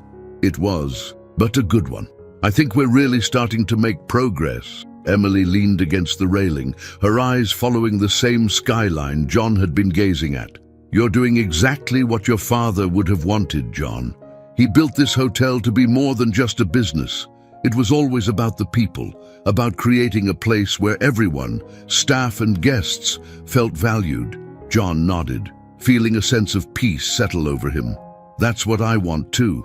I just didn't realize how far we had drifted from that until everything with Rodriguez happened." Emily reached out, taking his hand in hers. "But you're bringing it back. You're rebuilding what your father started, and you're making it even better." John smiled, his heart full. The weight of responsibility was still there, but it felt different now, less like a burden and more like a purpose. He wasn't just running a hotel, he was carrying on his father's legacy, and in the process, he was creating something new, something that reflected the values he believed in. As they stood together on the terrace, watching the city come to life below them, John felt a deep sense of gratitude. For the first time in what felt like forever, the future didn't feel uncertain. It felt full of possibility. The next morning, as John walked through the lobby on his way to a meeting, he was stopped by one of the hotel's longtime employees, a housekeeper named Maria. She had been working at Mitchell Plaza since the days when John's father had run the hotel, and her warm smile had always been a source of comfort for him. "Mr. Mitchell," Maria said, her voice kind but serious, "I just wanted to say thank you for everything you've done. Things are already feeling different around here, and I think it's because of you." John smiled, feeling a surge of emotion at her words. "Thank you, Maria. That means a lot to me. But it's not just me, it's all of us. We're building this together." Maria nodded, her smile widening. "I know. but it's good to have a leader who cares about us. Your father would be proud." John's heart swelled with pride and gratitude. "Thank you, Maria. That means the world to me." As he continued his walk through the lobby, John couldn't help but feel a sense of peace. The hotel was still standing, and so was he. They had faced the storm, and now they were ready to rebuild. Mitchell Plaza was more than just a hotel. It was a community, a family, and John knew that together they were going to create something truly special. I hope you enjoyed today's story. Subscribe to the channel so you don't miss more stories like this. Leave a like and comment below what you thought of the story. See you in the next video.